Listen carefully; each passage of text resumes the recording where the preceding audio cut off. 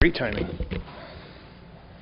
Good afternoon, ladies and gentlemen. Thank you very much for attending our council chambers today, the 27th of August, and I will call the meeting to order. And I just want to identify for the record to the clerk that Councillor Graham is absent and Councillor McCaw is absent, and I'll refer to the clerk for a moment of reflection. May we be worthy custodians of all that has been entrusted to us. Help us to be concerned only for what will promote good government. May we bring to our council chamber minds that think and hearts that feel, always having respect for others so that we may serve the people of our city in a helpful manner and for the good of all. Thank you. Amen. You can be seated.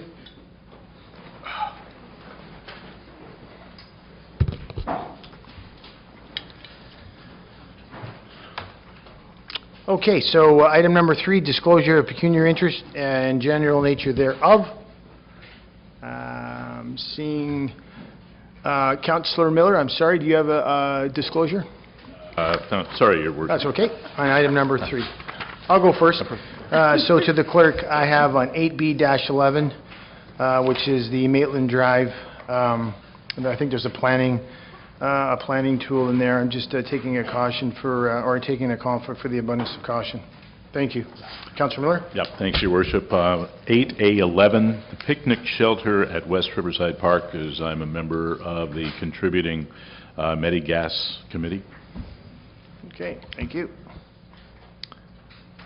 Okay, so item number 5, reading and confirmation of the minutes of the regular council meeting, the 9th of July 2018, and the regular in-camera session, July the 9th, 2018. Can I get a mover and a seconder? Moved by Councillor Thompson, second by Councillor Deniers. All in favor? All opposed? That's carried. Thank you. Okay, we have a couple of deputations today. 6.1. We have representatives of Heritage Belleville, and they will give us an update on the cultural heritage and value assessment of the Memorial Arena. Good afternoon. You look a familiar face. I know, and I actually was looking for my name today, so I am technically here as a member of Heritage. Can you just touch that little button on that tool there? Thank you. Yes. Thank you. So, thank you for having us. Heritage Belleville is here today. I'm representing because our chair and vice chair were unavailable to attend, so I guess I'm the third best thing.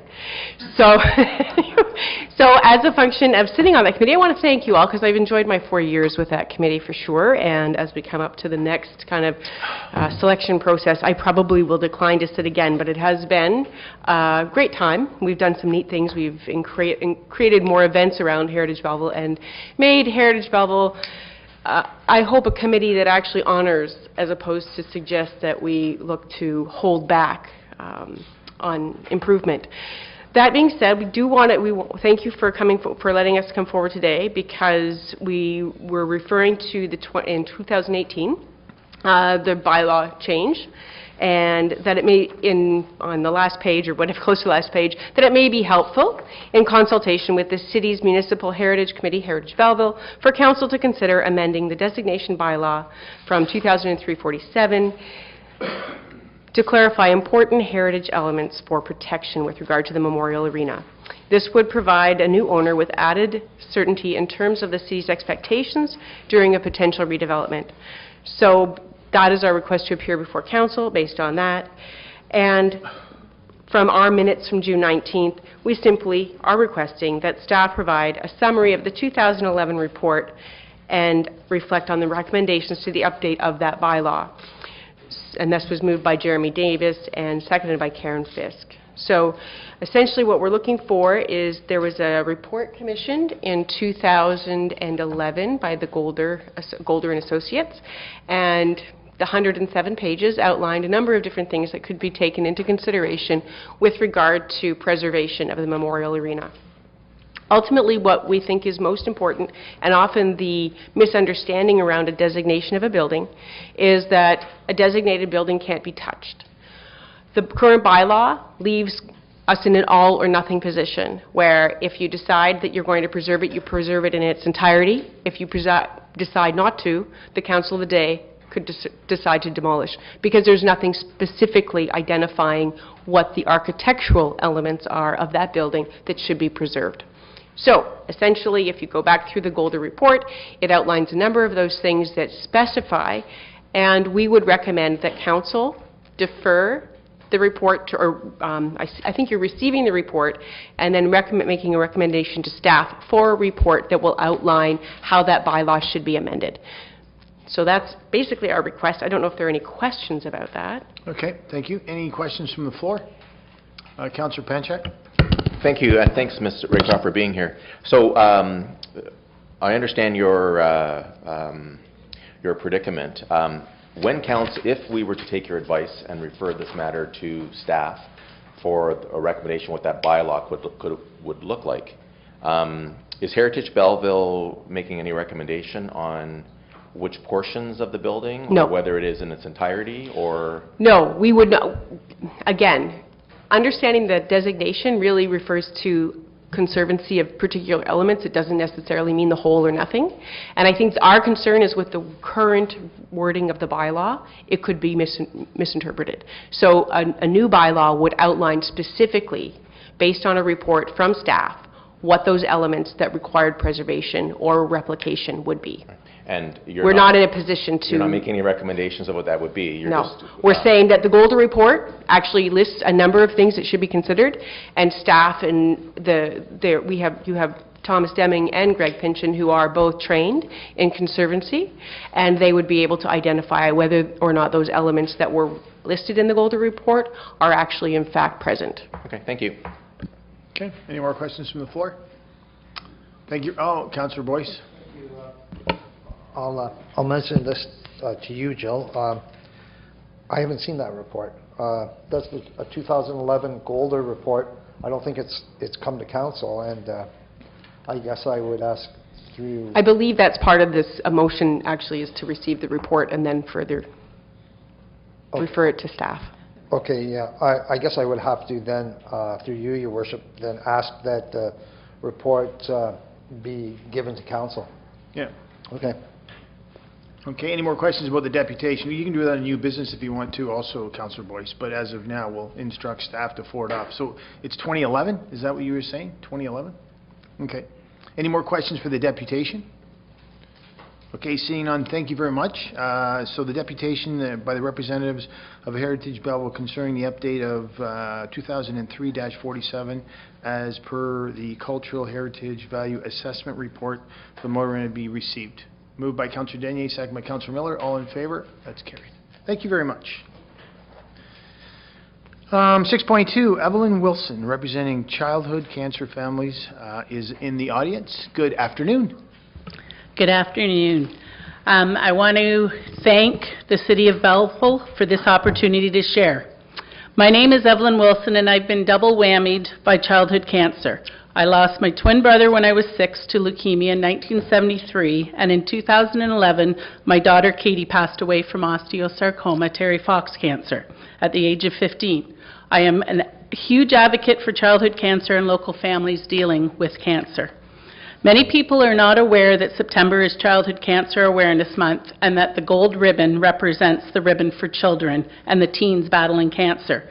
Every year in Canada, 1,600 kids and teens are diagnosed with childhood cancer, and there are currently over 10,000 kids in Canada living with cancer, but 1 in 5 of these kids will die. And the reality is that the stats are skewed, because if a child survives 5 years and dies in the 6th, 7th, or 8th year, which we just had a local child die of in her 7th year of fighting cancer, she is deemed a survivor, not a death, because we are not understanding what childhood cancer does. We need to change how childhood cancer is viewed. And of the 80% of kids that survive, 70% of them have lifelong health issues, whether it be a heart transplant, a lung, or other issues, and are likely to get another cancer.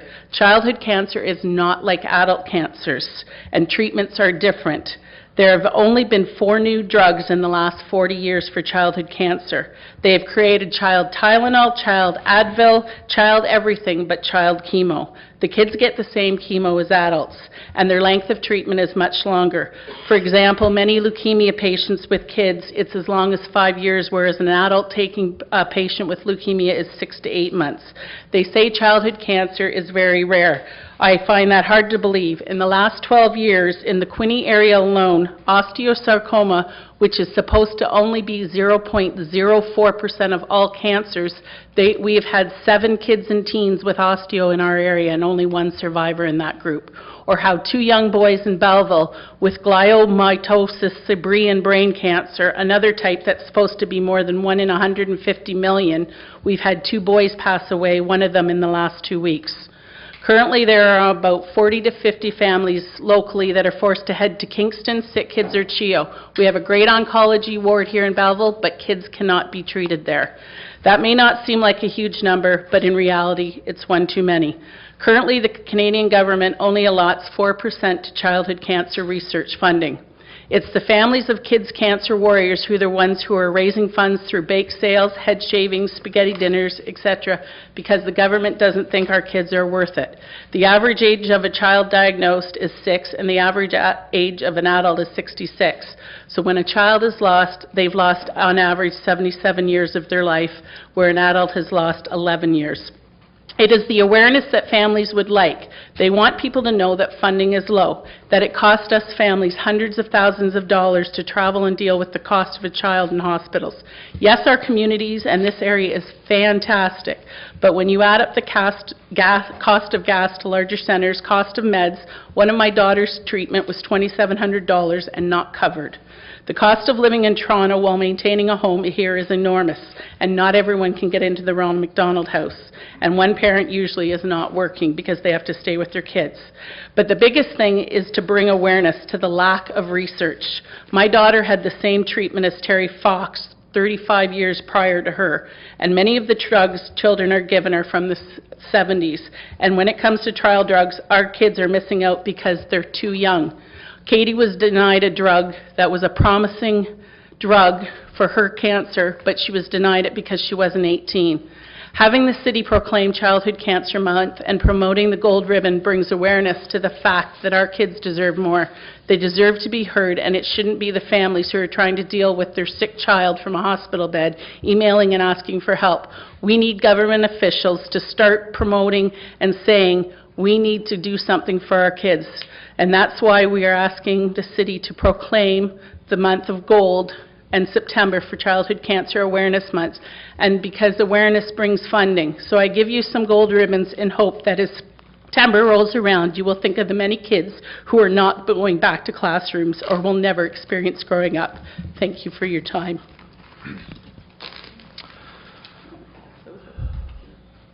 Thank you very much for your deputation. And I do have it here on my list, so we're very proud to proclaim the month of September. So, but I think we have a question from the floor. Councillor Thompson, you have a question for the deputation? Thank you very much for coming. I had the privilege of attending your daughter's funeral, probably the largest funeral I've ever seen. No child should ever die of cancer at that age or any age. Nobody should ever die. I also got a note from Robert Martin about his son asking me, and I thank you for coming here. And he states in it, we've lost 4 local children to cancer in the last 3 years, and that's 3 children too much. And you deal with not only the cancer in your family, but I know your father died of ALS, so you struggle with a lot, so commend you. Question, I know I have to ask the question, with the cancer for children, do you get any funding when you go to the hospitals for traffic, for traveling or anything from the Cancer Society, or is that strictly out of your own money? It is strictly now out of our own money. Unfortunately, the Cancer Society has canceled the family program. We used to get some, but they have deemed it unnecessary to help us, and so they have pulled that program, and so now it is families doing it on their own. We have created, there is a new foundation in the process for local families called Tears Mean Love that we are we've had almost 15,000 raised for us that is going to help the local families. So we have a new foundation to try to cover those costs for the families. Thank you, and I thank you very much for coming and being an advocate for the children with cancer, because they need that help, so thank you. Thank and you. I would like to second that when you bring the proclamation. And I have another question, Councillor Carr. Thank you, Mayor Christopher. Evelyn, thank you for coming. What's your reception like in terms of when you raise this at the provincial and federal level? Obviously, we're talking about cancer drugs which have to be approved by Health Canada and go through trial, and I understand that that's a long and cumbersome process, and also the Ministry of Health in terms of funding. And we're finding more and more municipalities are at the front end of healthcare. We were advocating even at AMO this past week on health issues. But what are the other levels of government that would have more direct role in that process? What are they saying? We are working, there's a young cancer survivor out of Toronto that has really created in the last 3 or 4 months advocacy up at Ottawa. Unfortunately, at this time, the government has responded saying, we give 3% and then we're good with that. So we're still fighting. We as families are fighting significantly. We're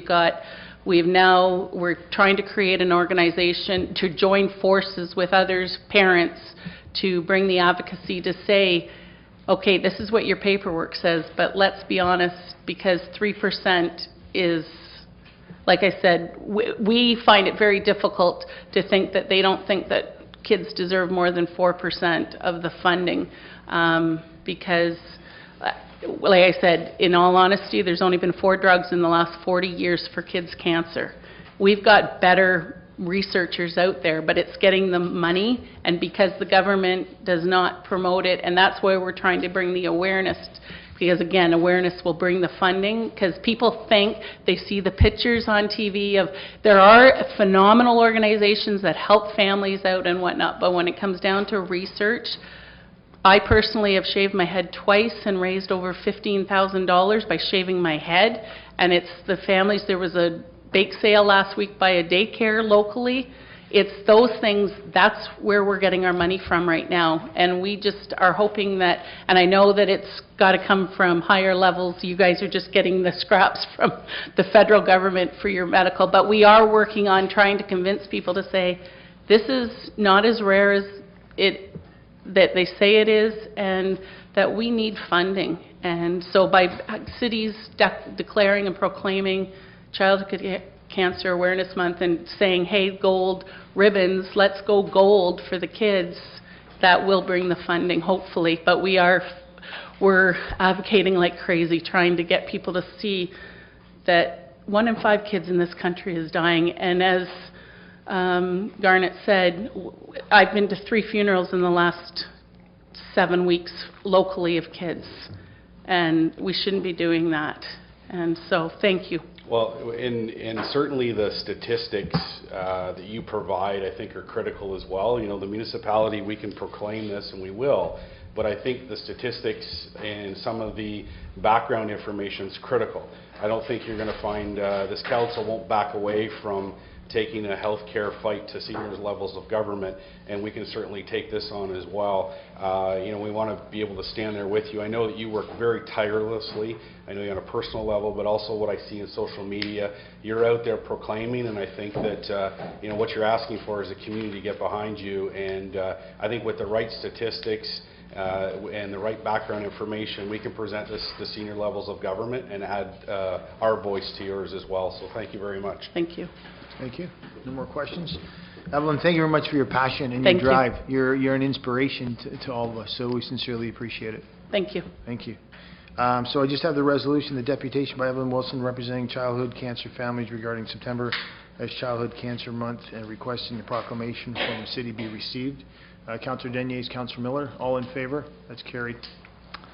So we've got 3 correspondence before 7.1. The letter from Susan Quinlan, Director of Operations, Gleaners Food Bank, seeking support of Gleaners annual citywide food drive on Sunday, October the 14th from 12 to 5 be received, and that Council approve the request for assistance outlined in the letter received from Gleaners Food Bank. I need a mover. Going once. Moved by Councillor Thompson. Second. Councillor Boyce. All in favor? All opposed? That's carried. 7.2, another letter from Gleaners, that the letter from Susan Quinn, Director of Operations, Gleaners Food Bank, regarding September is Hunger Action Month, a nationwide campaign to fight hunger in Ontario and Canada. This request for proclamation and information concerning the event September 21st, 2018 be received. Moved by Councillor Miller, second by Councillor Carr. All in favor? That's carried. And 7.3, that the letters received from area residents regarding proposed traffic bylaw amendments bylaw number 2018-97 Avondale Road and Harder Drive, 2018-98 River Road, and 2018-99 Little Lane be received and referred to the second reading of the bylaws. Moved by Councillor Denier, second by Councillor Thompson. All in favor? All opposed? That's carried. Number 8 on our agenda, Committee of the Whole. I need a motion to go into Committee of the Whole to hear and consider reports, passing and recommendations and resolutions with Councillor Boyce in the chair. Moved by Councillor Carr, second by Councillor Thompson. All in favor? That's carried. You have the floor, sir.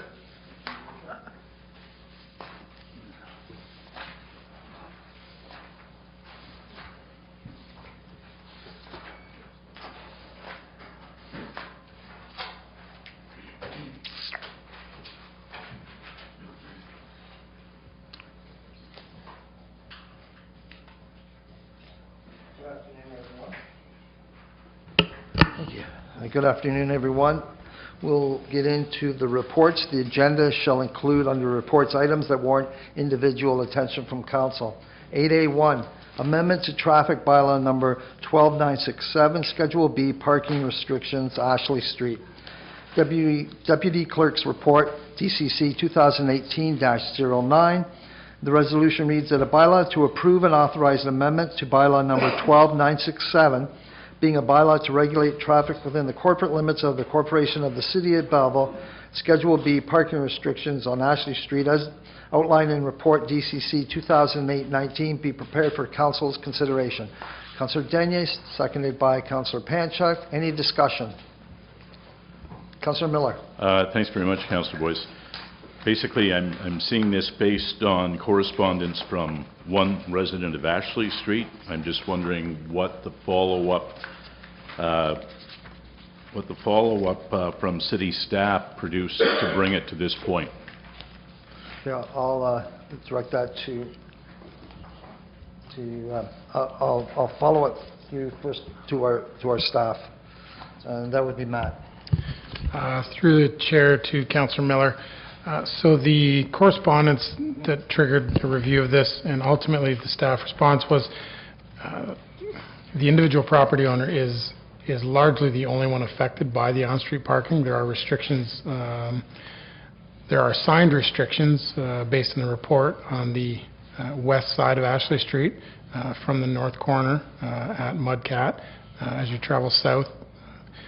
So there's not an issue. The home that is almost directly across from the intersection, the restriction stops just short, so just south of the intersection. And it's a multi-residential unit, and there is someone parking, as it stands today, legally on the street, but that is causing a sightline issue. And the writer of the letter is obstructed entering and exiting their driveway. So that was the reason why one letter triggered this action. So staff looking at it clearly identified the car is there consistently, but there is no enforcement opportunity because it's legally parked as of today. Councillor Dennis. Just in follow-up, part of the recommendation is that this is for first reading only tonight, and so that if there are other neighbors that have an issue, hopefully they will come forward before the next council meeting to voice their concerns. Yes. And as our chair for traffic, Councillor Panchuk, was there any further comments? Okay. Seeing none. Oh, Councillor Carr. Thank you, Mr. Chair. Just for clarification purposes, and obviously it was more to do with the intersection of Mudcat and Ashley, from what I understand. But then it talks about in a report about some conformity issues between former Hastings County restrictions and the City of Belleville traffic bylaw. Is that in reference to the west side of Ashley Street, the entire length from Mudcat down to Frankfurt Road? I'll refer that to the City Clerk.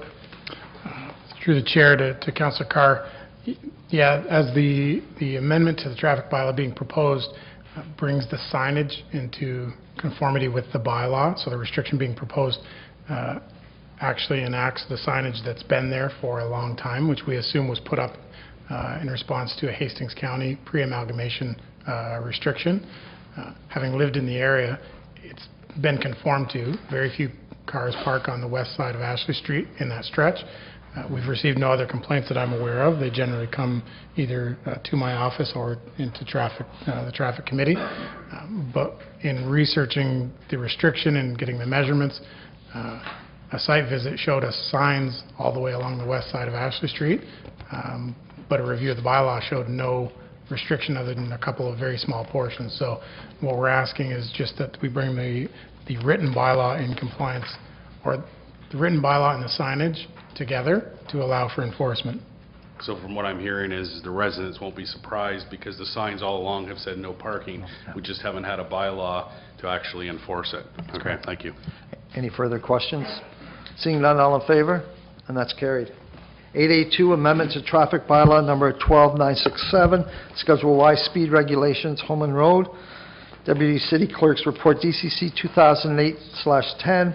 The resolution reads that a bylaw to approve and authorize an amendment to bylaw number 12967, being a bylaw to regulate traffic within the corporate limits of the Corporation of the City of Belleville, Schedule Y speed regulations on Holman Road, as outlined in the report DCC 2008-10, be prepared for Council's consideration. Councillor Carr, seconded by Councillor Panchard. Any discussion? Councillor Denius. Yes. So the question that I had was the 40 kilometer per hour. I thought the 40 was generally reserved for school zones. So what brought this to the attention of the traffic advisory to reduce it to 40 when the rest of Harmony Road, for instance, is 50? Our traffic chair, Councillor Panchard. Thank you, Councillor Boyce. Yes, the traffic committee received a petition from residents along this road, which is, it's a dead-end road where the only people that live on it are residents. Well, I'm sure, Councillor Denius, I know you know it. Other people watching might not know it. We received a petition with almost every single resident on it, dealing with issues that are only created when people are visiting those residences or residing there. So normally we would, 40 kilometers is not only reserved for community safety zones or for schools, but because the residents almost unanimously asked for this, we were willing to recommend that we grant that.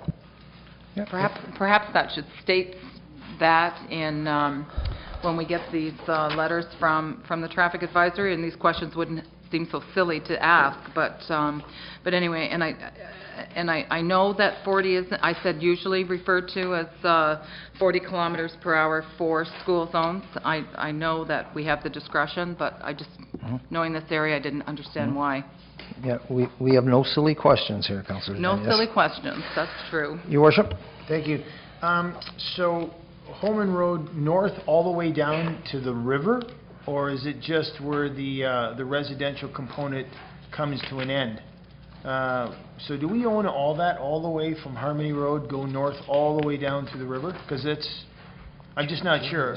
I don't know what we're striking here today. Because there's an engineered country road where the neighbors live on, because you haven't, this particular map hasn't identified. You've got Mudcat Road, which is on the other side of the river. So can you just walk me through a little clarity there, please? City Clerk. Through the chair to Mayor Christopher. The road as drawn, I mean, as constructed is one thing, but as drawn would be a road allowance, north-south, and it's running north off Harmony Road. My understanding is we own the extent of it, regardless of, I mean, obviously you're aware of the construction of it as you head farther north past the built-up portion where there are residences on it. We would be restricting it for the length of the built road at this point. And yes, at some point, if you drove far enough north, you would be beyond the built road. Exactly. Thank you very much. Any further questions? All in favor? That's carried. 8A3, speed regulations, Bridge Street East. Deputy City Clerk's DCC 2018/11, resolution that a bylaw to approve and authorize an amendment to bylaw number 12967, a bylaw to regulate traffic within the corporate limits of the Corporation of the City of Belleville, Schedule Y, speed regulations on Bridge Street East, as outlined in report number DCC 2008-11, be prepared for council's consideration. Do I have a mover? Councillor Panchuk. Do I have a seconder? Councillor Thompson. Any discussion? Councillor Panchuk? Yeah, just to advise members of council and anyone watching on television. So the reason why we did not deal with this street as a committee when we dealt with the other parts of Front Street was because of the road reconstruction, and we didn't want to have excessive signage advertising the construction area as well as the change in speed, etc. So now that the Bridge Street is predominantly completed in terms of the roadwork, we feel that it's appropriate to proceed with this. We've had 30 kilometers an hour on Front Street now for some time, and this is going to be consistent with that. Thank you. Councillor Miller? Thanks very much, Councillor Boyce.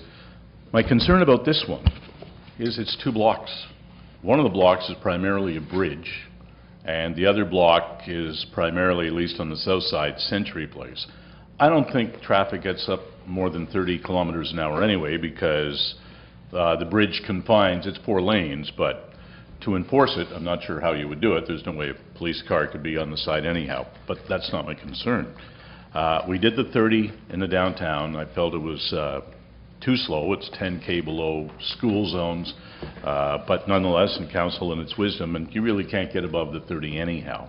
My concern about Bridge Street is we're talking about a checkerboard speed limit situation. You're 50 if you're coming from the west, and then as soon as you hit Coleman, you're 30 for 2 blocks. Then you go back to 50. And then there's a 40 a little farther down school zone. Then it goes back to 50. And I could see a pretty good argument if somebody gets a ticket if they do exceed any of these speeds, just because of the helter-skelter nature of what we're doing. It's 2 blocks. And I don't see any supporting documents here to say that speed is an issue, just saying let's go ahead with it. So I'm not seeing a lot of rationale to do it for the sake of 2 blocks where you can't speed anyway. There's technically 3 sets of traffic lights in that 2-block stretch at Coleman and Front, and again on Pinnacle Street. So it's not like you can get up a pretty good head of steam going through there to begin with. You're going to get stopped by traffic lights. So I'm just wondering, again, there's no supporting reasoning behind the report. If there's something that we don't know, I'd like to hear what it is. Councillor Thompson? I'm going to support the motion because, we've created a situation downtown, more of a pedestrian type atmosphere downtown, and by reducing it on that short section from Coleman to Pinnacle is still creating that, because especially when you get from Front Street to Pinnacle, there is definitely that pedestrian atmosphere that we're looking for. We're trying to slow things down so we get the people walking down there in leisure. We got the bridge down there, we got lighting on it, and I think that sort of brings it in consistency with the downtown and creates that 30-mile-kilometer zone for us and stays in that walking traffic. So I'm going to support the motion. Any further? Councillor Panchuk? Yeah, and just to follow up on Councillor Thompson's comment, absolutely, the issue is about the pedestrian nature there, and herein lies the problem for the traffic committee. And I think if you go back to the report that we had talked about with downtown, information regarding this stretch was also included. We only seem to have a problem with westbound traffic coming along Bridge Street, trying to catch the light at Pinnacle, and then are traveling at a higher speed of a rate. And so the only issue was the westbound traffic going. And but in speaking with our traffic engineers and speaking with the police, their recommendation was to make it from Pinnacle all the way to Coleman, even though you're 100% right, Councillor Miller, that once you get past the Front Street intersection, traffic slows down as it is. But unfortunately, we can't have 2 different speeds in different directions on these roads, and it is only an issue with people coming down the hill on Bridge Street and then trying to catch the Pinnacle Street light. The police have had speed spies there. This was partly their recommendation as well in terms of having that sign there so they can properly deal with it. And if I may, just, and if there are police recommendations, because it's not here, it would help understanding the rationale behind the recommendation. Very good. Any further questions? I'll call the vote. All in favor? Opposed? Carried. 8A4, amendment to traffic bylaw number 12967, Schedule Z1, compulsory turns, Schedule U, no left turns, Donald Street and North Front Street. Report number DCC 2008-12, that a bylaw to approve and authorize an amendment to bylaw number 12967, being a bylaw to regulate traffic within the corporate limits of the corporation of the City of Belleville, Schedule Z1, compulsory turns, and Schedule U, no left turns at Donald Street and North Front Street, as outlined in report DCC 2018-12, be prepared for Council's consideration. Do I have a mover? Councillor Thompson, and that was seconded by... No. Oh, sorry. Starting, Councillor Boyce? Yep. I'd like at this point to move to table this and send it back to the Traffic Committee. There's been concerns expressed about instituting this at this stage, and we'd like to send it back to Traffic for consideration. You'd like... Okay, so there's So not I'd going like to to be... table this Okay, back to Traffic. Okay, so there'll be no discussion then. I need a seconder for that, and that's Councillor Panchak. No discussion on this item then. All in favor to table? 3, 4, 5. It's carried. 8A4 has been tabled. 8A5, amendment to traffic bylaw number 12967, Schedule Z1, compulsory turns, Schedule U, no left turns, Evans Street, King George Square, and North Front Street. Deputy City Clerk's Report, DCC 2018-13, resolution that a bylaw to approve and authorize an amendment to bylaw number 12967, being a bylaw to regulate traffic within the corporate limits of the Corporation of the City of Belleville, Schedule Z1, compulsory turns, and Schedule U, no left turns at Evans Street, King George Square, and North Front Street, as outlined in report DCC 2018-13, be prepared for Council's consideration. Councillor Panchak? Thank you. Actually, I'm going to also move to table this bylaw and send it back to Traffic Committee. I think you'll find that Councillor Thompson will second that. And just quickly before, well, there's no discussion on it. This is the committee's recommendation based on new information coming forward. So, okay, so you're moving it to table it without discussion. And a seconder? You're going to second it? Yes, I am. A procedural question. Yeah, absolutely. Should it not be a reference, referred back to traffic as opposed to tabling? Because I assume at some point it comes back here. Yeah, was your motion to table it to, I think I heard you say that it was going back to traffic. Yes. Okay. Yeah. Then that's fine. Thanks. Yeah. So if it's being identified as tabled, the same resolution is coming back in 2 weeks. It can't be changed. If it's referred back to the committee, they can refer it, they can adjust it, they can tweak it and send it back to council with adjustments. So this same resolution is coming back. I'm just mentioning that to the chair. You can't send it back and they change it and bring it back to us because we're tabling this resolution. It can't be changed unless you change the wording. One second.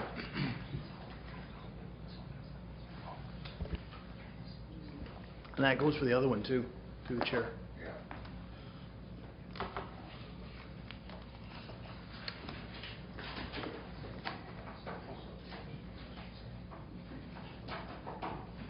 Yeah, absolutely correct. Tabling would come back in the same form to the next council meeting. So, Mr. Chair, just clarity, the previous resolution that you recorded, it's going and it's coming back the exact same way. I just need clarity. Thank you. Oh, absolutely, because we voted on it to table. So the first one is coming back the exact same way. So it's the second one. You want to refer it back? Back to the Traffic Committee. Okay. And is Councillor Thompson making that seconder to refer back to the traffic? Yep. Councillor Carr? Thank you. Since it's not a tabling motion, we can talk about Absolutely. the referral. So I'd like to know what's transpiring, that these items are going through the traffic committee. They're studying them at the technical level.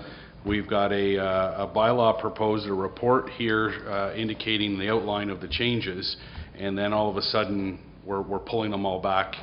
And we didn't get explanation on the previous one because it was a tabling motion. I'd like some explanation as to why do we get to this point and then all of a sudden we're going back. And I'll refer that back to the person that made the motion on this one, to refer it back. Councillor Panchak. Yeah, thank you, and excellent question. So the traffic committee has been dealing with the concern with left turns going onto Front Street from North Front Street, where we've had some severe accidents, and it's been identified a concern. We've actually been working through this for probably the last couple to 3 years, looking at some different alternatives. What the committee wanted to do with the previous motion as well as this one was to create a type of restriction on the use of left turns using temporary planter boxes to require to sort of use as an experiment to see how it would work. Since the committee meeting, and then we saw the actual report from the deputy clerk in the package, the intention of the committee on the restriction of those left turns is not being reflected in this action. Now the recommendations are perhaps more complicated than they need to be, just because of the way the traffic bylaw reads. And so, for example, in this case here, the issue that the committee is concerned about is westbound traffic on Evans Street making a southbound turn, so be turning left at that intersection. Unfortunately, we can't deal with this here without dealing with across the intersection with King George. The northbound turn, so easterly traffic on King George turning left, is not the same concern that we have as we have Evans. And we only wanted to deal with that side of the street on the east side of Front Street there. So as a result, when we saw the motion and had some discussion, the committee would like to have this referred back so that we can continue to work through with staff. Councillor Carr? Any other questions before we refer it back to traffic? That was the motion. All in favor? And that's carried.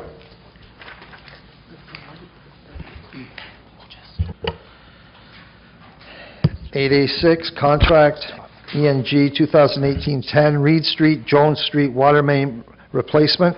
Senior Project Manager's Report, ENG 2018-26. That the tender submission from Gordon Barr be accepted for contract ENG 2018-10, Reed Street and Jones Street water main replacement in the amount of $727,875 plus $94,623.75 HST for a total of $822,498.75. This being the lowest cost tender received, and that the mayor and the city clerk be authorized to sign the acceptance agreement on behalf of the corporation of the city of Belleville, and that the city clerk be authorized to affix the corporate seal. Do I have a motion? Councillor Miller. Do I have a seconder? Councillor Panchak. Any discussion? Seeing none, all in favor? And that's carried. 8A7, request for proposals, ENG 2018-22, consulting services for the detailed design for the Sydney Street corridor improvements, Bell Boulevard to Maple Drive. Report number ENG 2018-25. Resolution reads that the proposal submissions from Ainley Graham and Associates Limited be accepted for RFP ENG 2018-22 consulting services for the detailed design for the Sydney Street corridor improvements, Bell Boulevard to Maple Drive, in the amount of $145,417.50, plus $18,904.28 HST, for a total dollar amount of $164,321.78. This being the most qualified proposal received, and that the mayor and city clerk be authorized to sign the acceptance agreement on behalf of the corporation of the city of Belleville, and that the city clerk be authorized to affix the corporate seal. Do I have a motion? Your worship, seconded by Councillor Miller. Any discussion? Seeing none, all in favor, and that's carried. 8A8, Parks 2018-02, supply and installation of playground equipment at Boyd Park. Parks and Open Space Managers Report and POS 2018-01 resolution reads that the request for proposal submission from Playground Planners Limited be accepted for contract number Parks 2018-02, RE supply and installation of playground equipment at Boyd Park in the amount of $44,290.31, plus $5,757.74 HST, for a total amount of $50,048.06. This being the most qualified proposal received, and that the mayor and city clerk be authorized to sign the acceptance agreement on behalf of the corporation of the city of Belleville, and that the city clerk be authorized to affix the corporate seal. Do I have a Councillor Carr makes the motion, second by Councillor Dennis. Any comments? Councillor Carr. Thank you, Mr. Chair. And I just want to, first of all, say thank you to Council for approving this budget item back at our capital budgets. This particular park has been neglected, is the best way to describe it. It was designed as a natural park, but in speaking with residents over the number of years, they've indicated that when they purchased their home to raise their family, they anticipated a playground and different things like that, and that was a selling feature that was provided to them by the developer and the realtor, and so in a lot of ways this is righting a wrong. The playground that's been selected here is a natural type playground setting, which I think is good and certainly fitting with the landscape. City staff have been in recently and done a lot of clear cutting and added wood chips, and it's really starting to take shape as a community park. And I think, with the larger park in the next subdivision over and the safety feature of the crosswalk, we're completing a whole neighborhood. And I know that for some families it's a little too late. Their children have moved on from playing on such structures, but the hope is that it simply rights a wrong that should have been addressed many years ago. Thank you. Thank you, Councillor Carr. Councillor Dennis. I'll start with perhaps the last comment. This park did try to be the right in this neighborhood. It would have been the first park in the neighborhood way, way back, because I was part of that. The Boyd family are friends of our family, and they gave up their land for this park. And the question that I have regarding this is whether or not the Boyd family were contacted as to the design of this playground equipment. I'll refer that to Manager Reid. Through the council to Councillor Deniers. No, they were not, to my knowledge. Because I know that they were really involved back when we had our initial meetings. I think we had them at the Sports Center. Director Fleur shaking his head as he remembers, because the neighborhood was supposed to be one of those 50-50 deals, and nobody was stepping up to the plate. That's what made it get off the rails. So I just wanted to set that record straight. But the Boyd family were very involved at the time, and I just think that they should have been involved. I'm going to support this. We need to do it, but out of respect for the Boyd family, I think they should have been contacted. Thank you. It was their farm that this land sits on. Thank you, Councillor Dennis. Any further comments? Well, yeah, I'll just... Your Worship? I'll just follow up. I mean, it's a good news story. If we can ask staff to reach out, either through Councillor Deniers to the Boyd family, and just bring them up to speed on the design and our commitment as a council and as the citizens, and I'm sure they would love to be a part of a great story. And when and if it's up and going, we'll make sure the entire family is there and they embrace another new project in that neighborhood. Yeah, and I'm certain that Manager Reid took that from Councillor Deniers and was going to do that. Thank you. Any further questions? All in favor? And that's carried.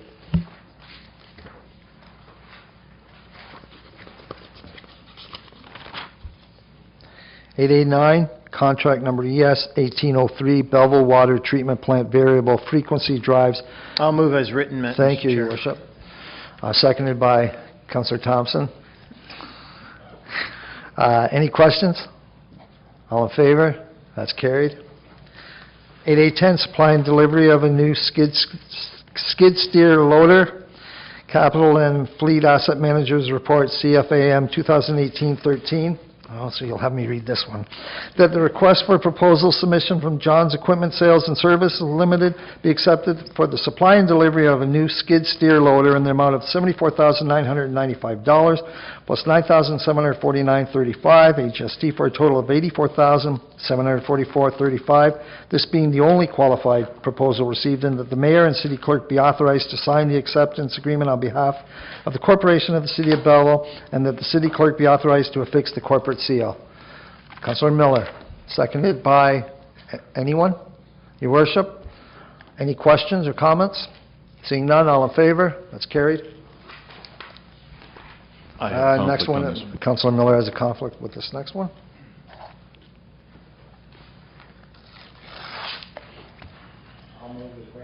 Thank you. And that's concerning the picnic shelter and landscape items at West Riverside Park. And did we have a seconder? As read, Your worship. Any questions or comments? Seeing none, all in favor? That's carried.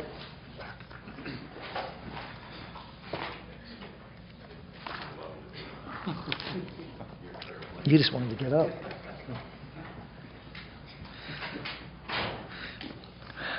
Welcome back. Yeah, hello.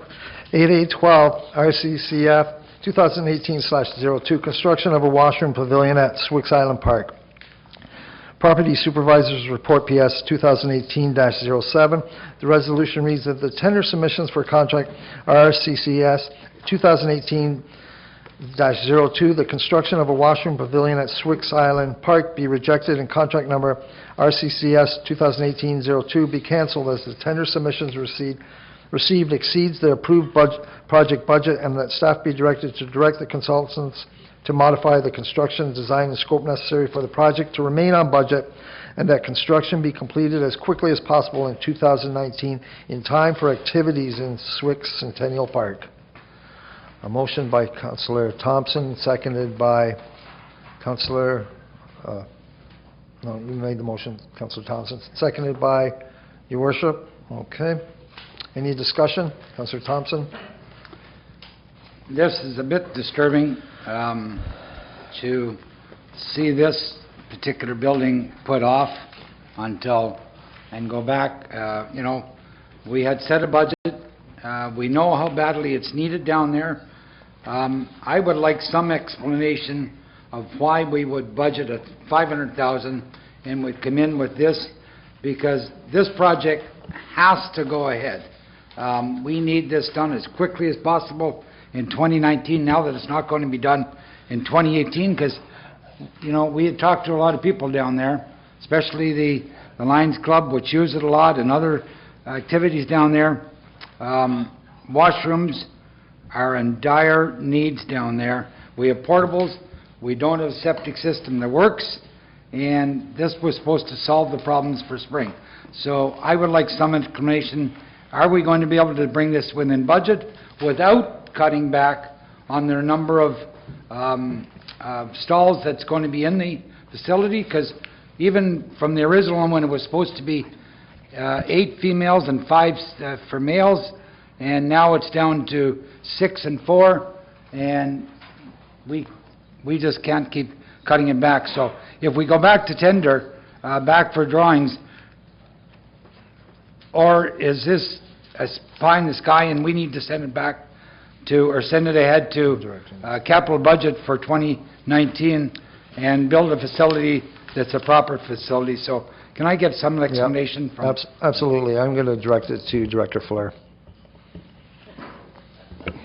Thank you, You're Mr. welcome. Chair. Through you to Councillor Thompson. Clerk, do you have, is it okay to speak to that information? Okay, could you hand that to the media, please? Thank you for your question. I guess what this is would be described, first of all, as an apology from our staff and myself to hand you some additional information. We worked on the weekend on this, so it was unable to be given to you in time for the session today, but it is completed and ready to go.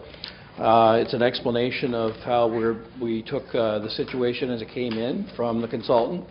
As you know, staff hire professionals, architects and engineers under contract as per requirement to provide us with designs that meet our requirements, and we did just that. We went through a lengthy process with that consultant and laid out a design for that particular structure. Went through detail after detail, cutting back on the scope to make sure we met the budget. And we went out to tender, and obviously the results are extremely disappointing, and we were quite upset as staff, to say the least. So we called the architect in immediately as soon as we could get them in, and we brought them in to talk about the situation and explain to the architect how disappointed we were. And we got clear direction from council to get this done on time and on budget.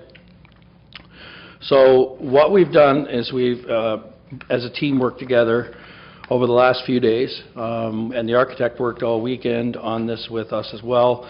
And we've been able to put together a redesign of this that can go out to tender next week.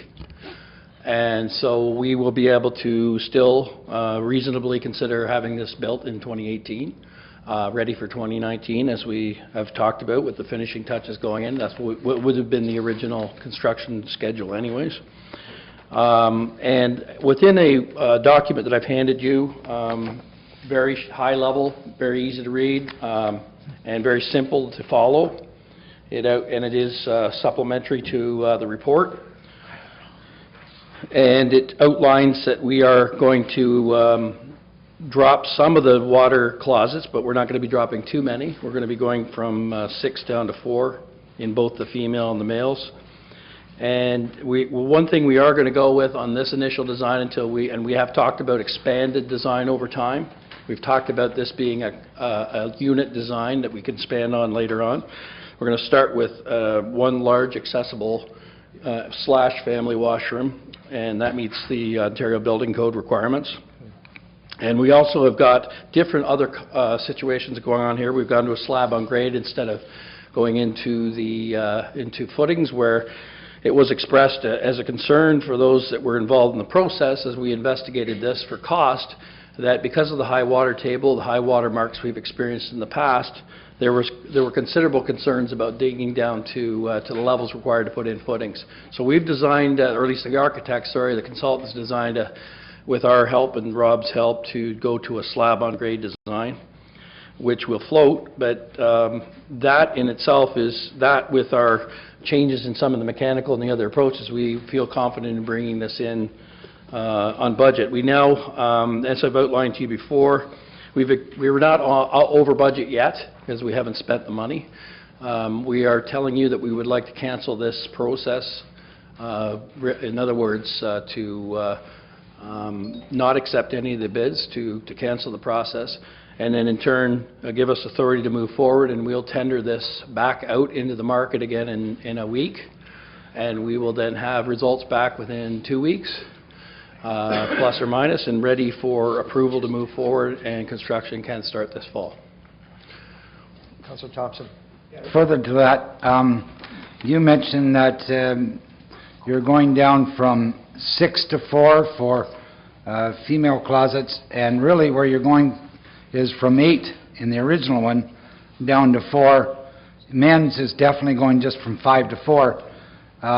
Is there not a concern in the number of I know you got the one accessible one, but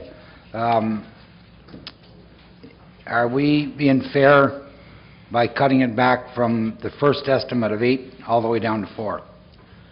Director Flair. Thank you, Mr. Chair. Again, as we've told you before, we had some limitation when we were going through the process because we're going to a holding tank design. So the number of water closets and sinks represent volumes of wastewater that have to be stored and then removed off-site. So we already dropped it down to what we thought was a more reasonable number to meet that and the budget at 6. So dropping it to 4, yes, it would be ideal to have 6, but under the budget as we have it now and the footprint we have and the timelines we have, we still think 4 water closets are going to give you, it's 4 more than you had before. that worked. This is 4 more than you had in the females that worked, and then it also gives you 1 fully accessible family/washroom that we didn't have before as well. So we feel that this will get you, this is always going to be a washroom at this point in time until we have infrastructure in place that deals with this on a larger scale, where we can hook up to a sewer. We will have to have a smaller system, and we'll always have to bring in the portable washroom facilities for any major event. But this should look after most of those smaller and regular uses of the park that has been the problem in the past, including music in the park or things of that nature. Any further questions? Councillor Panchuk?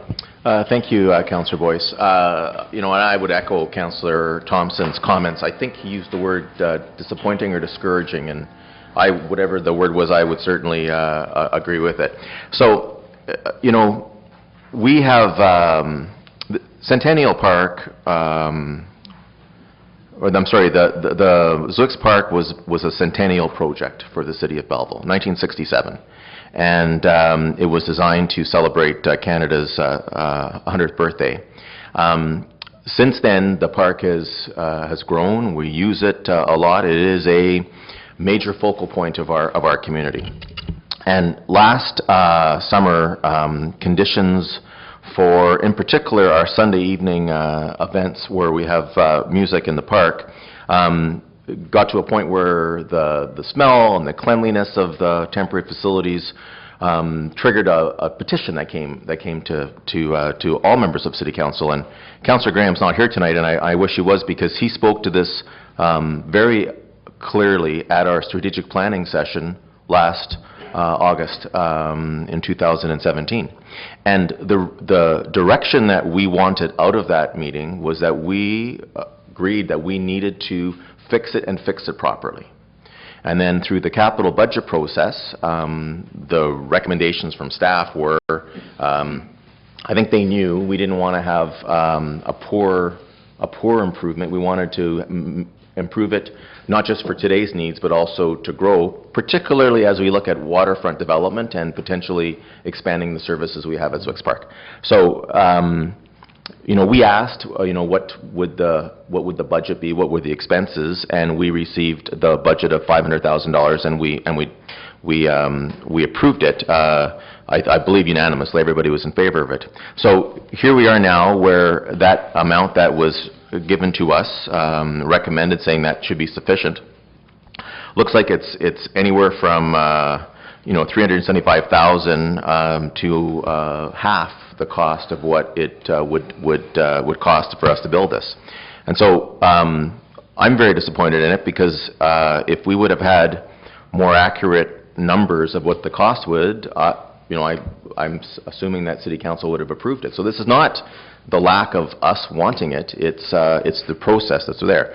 So the first question I'd like to ask, and perhaps I can ask Director Fleur, was, when did the project planning for this start? So it was identified during the strategic planning process last summer, and then it was funded in the capital budget process. So when did we start the project planning to have an idea of costs?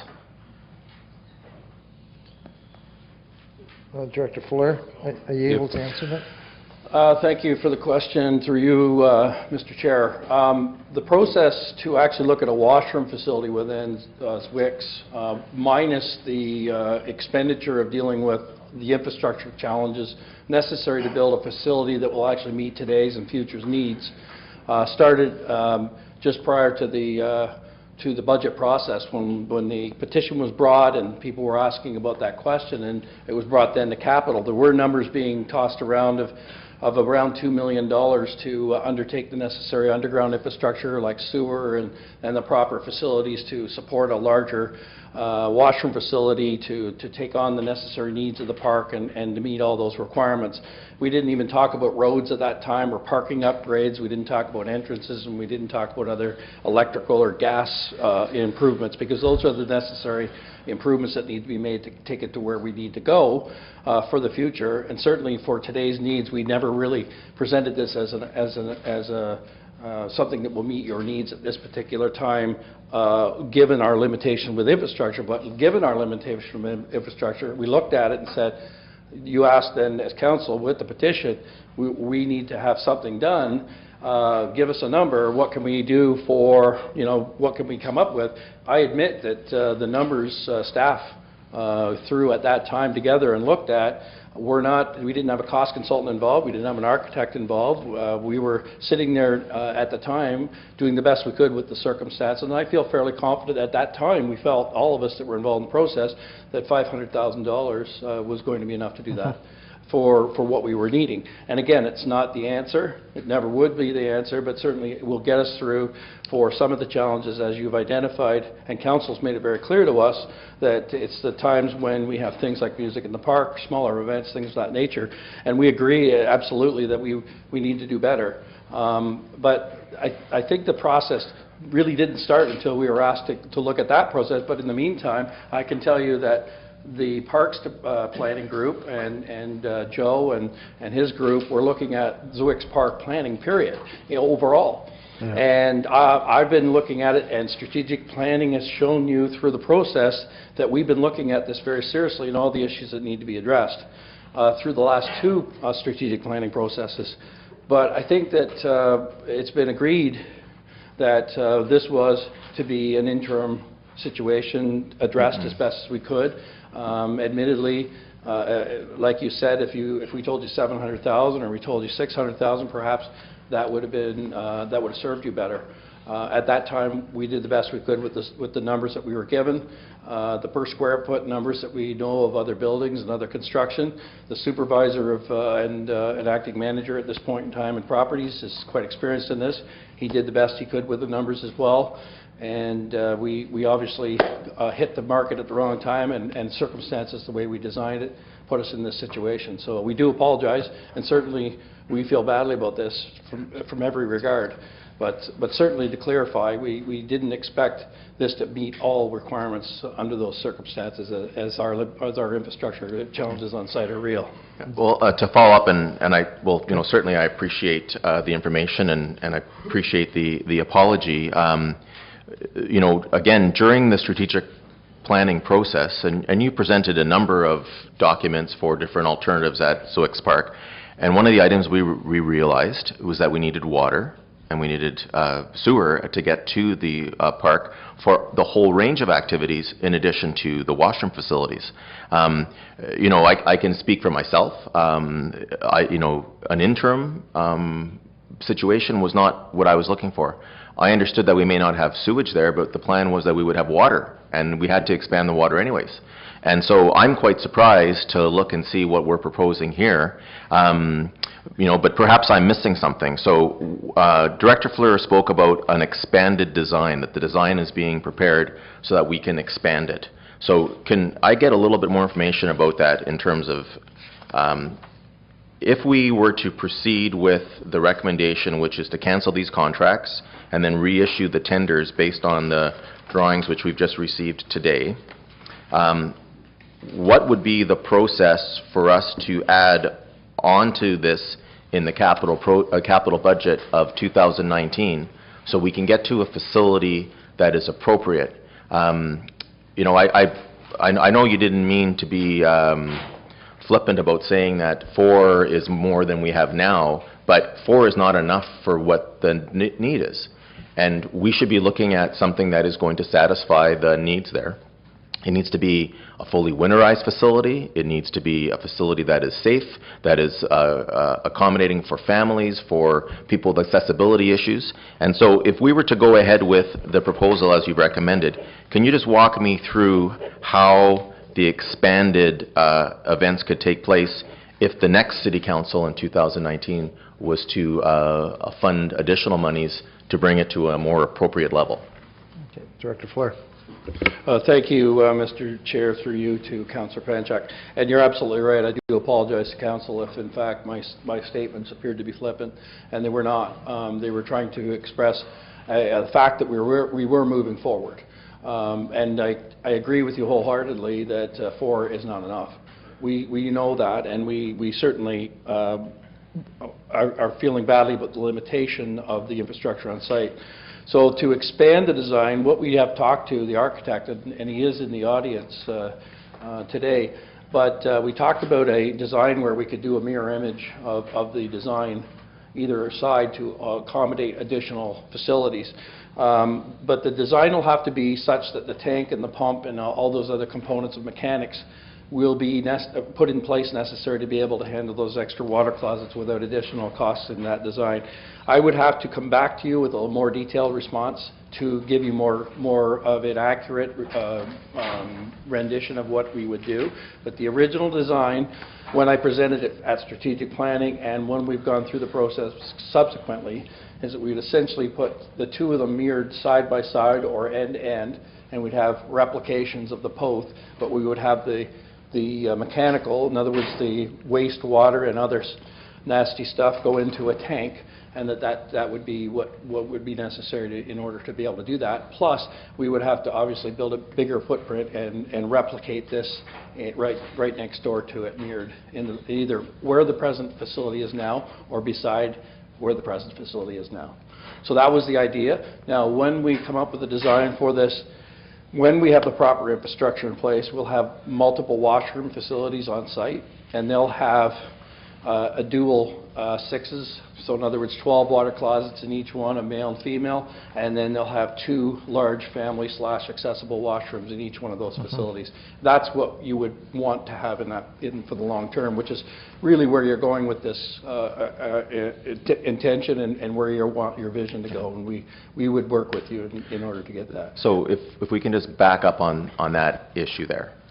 So we're proposing to go ahead with a $500,000 project, tender it out, and we're not assured that it would be. Are you more certain that this project is in that price range, or are we going to have to wait and see what that comes in when it's tendered, and that we may find that $500,000 is not enough?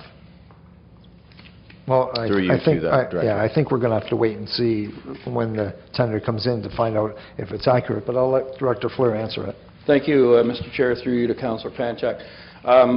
Without hiring a cost consultant, and I don't know if I want to spend the money or not now because we have to move quickly on the process, we do know where we hit under a worst case scenario, but the architect and ourselves over the last few days feel much more confident about what we've done to this design to bring us in line with where we need to be in the budget. So we don't know until we go to market, but right now we know that the majority of the contracts have already been finished with the school board. A number of the other larger projects have been finished on their other infrastructure. We do know that this design can be done in the season from this point till freeze up. We know that if we can get the slab in place and everything started, we know we can get going. That and the fact we're not going into the ground, the fact that we're not going to have to deal with water in those foundations, the fact that we're going to be able to roof it and move inside and work on the inside in colder weather, we do feel that the budget should come in on more accurate to where we want it to be. We've left ourselves some contingency in this number as well to where we are. So that's the best I can answer under the circumstances, Mr. Councillor. Thank you. All right. Well, thank you. And Mr. Chair, just to finish up, I've got to say that I have some concerns here. I'm not 100%. I'm not entirely confident about this facility. I appreciate that staff worked through the weekend to get us these drawings, but they're quite rudimentary in terms of looking at it. I would have liked to have known that the next council can have a proposal come before them that could double the size of it or triple it or whatever we felt was the appropriate size for the main facility, while then we looked at other satellite washrooms in Zwick's Park. But the information I'm told is that they can't make that recommendation now. So I don't know if we're going to double it, if we're going to triple it, or whatnot going forward. All I know is that this area is horribly underserviced, and that it's embarrassing for the city to have residents and visitors attend events with the circumstances we have now. I thought that was abundantly made clear by City Council during the strategic planning process, as well as during the capital budget. And for us to be in a situation today where something that we identified as such urgent need and that we were willing to fund comes back to us at basically, half the price of what it would cost to do it appropriately is it's just not right. And I will support the recommendation to cancel these contracts and go forward with the $500,000 redesign process. But again, I don't have the confidence that this building that we're putting there is going to be the long-term solution that it should be. I don't have the confidence from the fact that it's scalable, because staff are saying that they're not prepared to give us that information today. And you know, this $500,000 will go to fix an urgent need. It'll be there for some time. It's not going to be just a waste. But the next council is going to have to deal with fixing this process, fixing this facility to make sure that the park is properly serviced. And you know, I guess that's all that we're unfortunately able to do. Thank you. Okay, I'm going to go to Councillor Miller first. Okay, thanks, Mr. Chair. And part of my question was regarding future expansion of this facility. Essentially, and everybody's disappointed, there's no two ways about it, we had a lot of discussion at strategic planning. On a broader scale, we identified this particular facility as immediate, but as Councillor Panchuk pointed out, we were talking about bringing water in, and my recollection of the discussion is that putting the necessary water in is going to have to come under the CP tracks and be brought in that way. And we know what kind of delays can crop up because we're dealing with them already, both in other areas of the city where we have to go through railway approvals, and sometimes it takes a year or more. So I'm not sure whether the practicality of having that available at this stage for our purposes was going to happen. So I didn't really consider that the water that we're going to need for development at Swicks Park was going to be available to us probably for a couple of years down the road. We go with what staff tell us. Staff often go what people tell them that have more expertise, and I'm sure they hold their breath when the tender documents go out to the time that we hear it back. And we've seen from time to time, and people like to point to downtown, but it was the same thing, and we brought in outside people to tell us how we were going to do it at the budget that was brought forward, and sometimes it doesn't work. Most of the time it does. In this case, it didn't work. What's in front of us right now is the decision to go with the staff recommendation and get something done. And it can be done for next year, and staff has spent the time over the weekend from the time that the tender documents were received to come up with an alternate plan to make it fit. That's what's in front of us. Our hands are tied. We're a lame duck council, and we can't go 50,000, you know, anything beyond 50,000. We cannot do that. So we don't have an awful lot of flexibility here. So we either go with this process. The only other alternative is to reject it, leave it for the next council to budget appropriately, and when it's not quite as rushed, to come to this point where, again, we're a lame duck. So to me, it comes down to either or. So if we want something there for next year, I think the decision is clear. If then we're willing to wait and let the next council deal with it, then that's a different vote. Thank you, Councillor Miller. Councillor Carr. Thank you, Mr. Chair. I'm not going to repeat what was said. Clearly, there's a bit of disconnect. I see staff continually warning the architect to stay within budget, and there's been modifications. So just hopefully that communication stays solid. The question I have is, if we were to proceed with the tender as is with the redesign, the biggest issue that we hear, and Councillor Panchuk refers to it too, is the heavy volume times that park is being used. That's when the complaints really come to the surface. So with this second design, having it ready for 2019, what would we do in terms of allowing this facility to be used at a high volume event, music in the park, waterfront, wheels on the bay, those things where you're getting hundreds, thousands of people? I would argue that we're going to hear the same story, is that the capacity isn't going to be able to handle it. We're going to have to shut it down and bring in portable washrooms. Now, that's my speculation, so I'm going to ask the question of whether or not that would be true, or would we be actually using this facility as its intended purpose, and that's to make sure that it's good functional washroom facilities for the public using that park. Yeah, and I think we did hear they'd have to bring in supplemental, but I'll direct it to Director Fleur. Thank you, Mr. Chair, and through you to Councillor Carr. That's a great question, and as I tried to explain the best we could under the circumstances with our limitations of the infrastructure on site, we were hoping that this would look after everything except for those that would be thousands of people in the park. That's the best we can hope for. There's without a sewer system and proper water and all the other infrastructure in place, we cannot really economically enough build and reasonably build a facility that would be large enough for that type of an event. And even in those cases where you have events where there'd be 5,000 to 10,000 people or more, you're still going to need some supplementary facilities on site. And you'll see that in any large event that you attend. And I think really what Council clearly said, as Councillor Panchak said as well, is that Council made it clear that they wanted something that would meet, and Councillor Thompson said the same thing, is that you want something that will meet those requirements on an everyday basis, and as well for those things like music in the park. This is what we were aiming for, this is what we were hoping we could give you, and this is what we're hoping this will be able to do.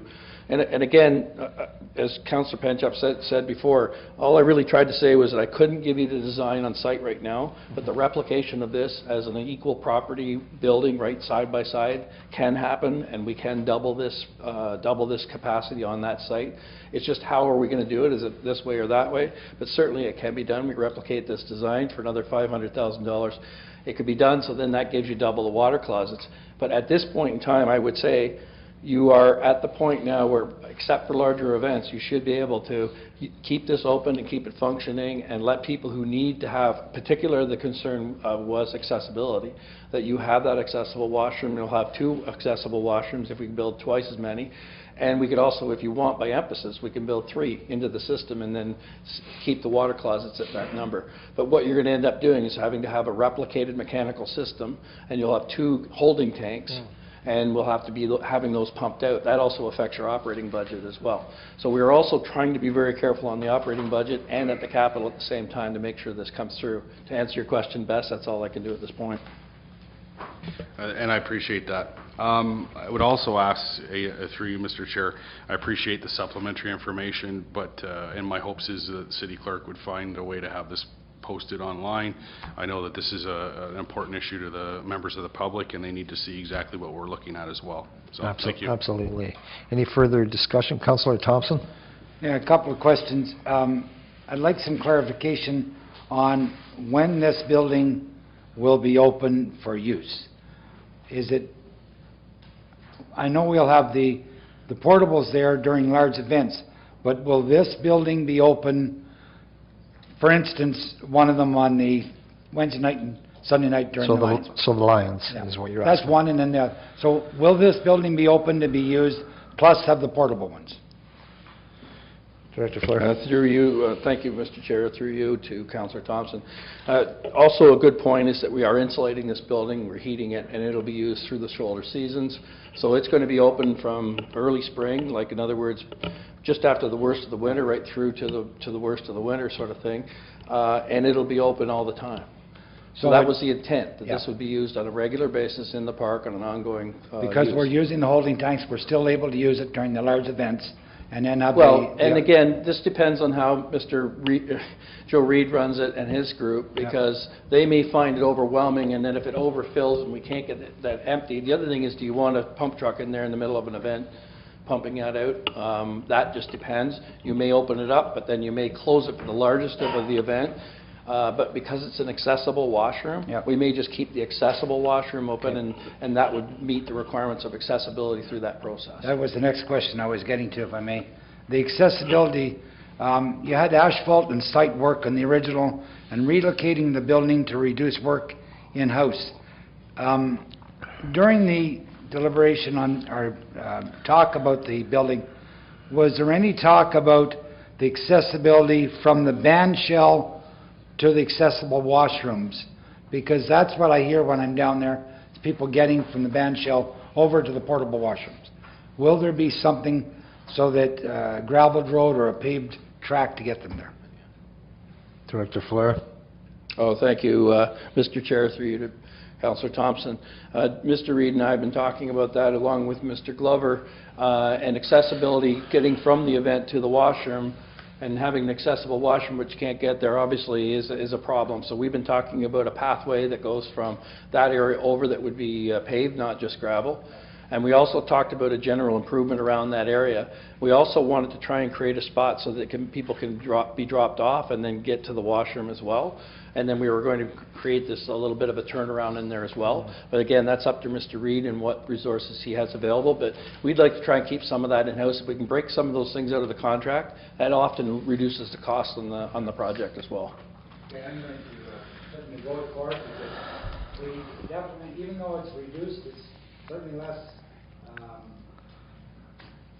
washrooms than I would like, but at least if it comes in budget, we're going to get something that will solve the majority of the problems for next year. And then we all know that our long-term plan for Swix is to redevelop the whole park.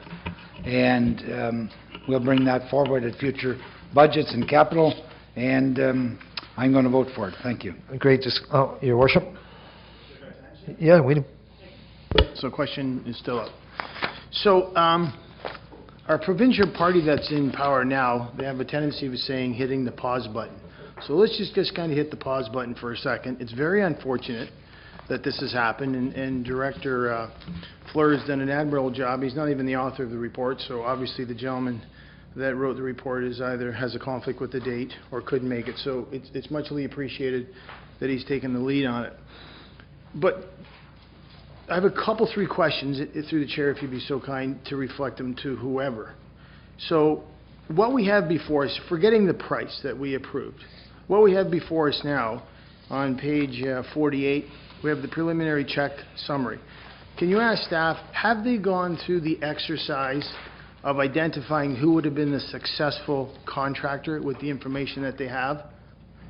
Or did they just look at the number and panic and say, stop everything, we're just going to go to council? Would you be so kind, sir? Yes, and I'll direct that to Director Fleur. Thank you. You're welcome. Thank you, Mr. Chair, through you to your worship. I wouldn't call it panic, it was more like frustration beyond comprehension. But yes, when we saw the numbers, we knew that there was significant difficulty, and we knew that council was sitting in a lame duck situation. And we also realized that perhaps we had to look at this more carefully and see where this resided within our budget and what issues were contributing to that cost. And we did look at it, and we knew that there was a low bid, and but that low bid is, as you know, in excess of our budget by almost twice as much. So we really did know that we had to come to council with this and say, this is what happened. But I think it was more along the lines, as you said, we went through the process to look at it and analyze it really carefully to find out if we're going to come back to council, we have to have this resolved, and we have to then look at what we can do to get this on budget. Yeah. So the follow-up would be, is staff did look at the information that came in, and it's not double. So my eyes are going to page 48, and I'm seeing standard paving, and it says 859. Yep. Okay, so 859. All I'm asking is, did staff go through a regular exercise? If the dollar value was approved by council, did they go through the exercise to say the recommended contractor would be A, B, C, or D? Could they tell us that today? Just a fundamental question. Yes, Director Fleur, would you? Because I will make an amending motion today. Director Fleur, would you be able to know if you've gone through it? Thank you, Mr. Chair, through you to your worship. I can't say that we went through that process completely, given the circumstances we were facing. Because we did look at every detail, though, that was presented to us, the breakdown of each cost, and we were very cautious about making a decision on something we knew we couldn't make a decision on. So it wouldn't be fair to suggest that we went through that process formally at this point in time. Thank you. And then the threshold now on lame duck is 50,000. Yeah, that's it. So Thank you. No, it's fine. So I'm going to support the recommendation that the director or staff have put forward. The only message I would like to send on behalf of council and our guests that go there, specifically at this time of season, I actually had a flyer, and I couldn't find it. It was on my desk for Lines in the Park. If staff would be so kind to put some premium water closets there till the end of the season and enhance the maintenance. I'm sure fellow council has been getting a number of phone calls And they are patient. Our customers and the people that go to the park are patient, they're frustrated, but maintenance is a big component. You have to imagine, your moms, your brothers, your sisters, maybe your kids go there, okay, and they're having a good day, and they go to that disgusting whatever, we have a contract, a relationship with the contractor. So I'm not throwing anybody on the bus, but I'm just sending a nice, soft gesture to staff. Please, like, double, triple up on the maintenance. There's probably a month and a half left, Wednesday, Sundays. There are families and our guests from the events on Wednesdays and Sundays. And or, you know, maybe looking at putting some premium water closets there to the end of the season. I'm putting that on the floor. Staff, they know what they can do. It's an operational thing. But it's very unfortunate because I would have made an amending motion. And it's not double. It's not double. We could have solved it today, and we could have got the project up and going, because what we have before us is a dollar value in a contract with the details that went out. So we would know what we'd be getting as council, but it's unfortunate our hands are tied. Yep. So I'll be supporting that resolution. And Manager Reid, you've heard the comments about the facilities. Okay, thank you very much. Any further discussion? Let's call the vote. All in favor? And that's carried.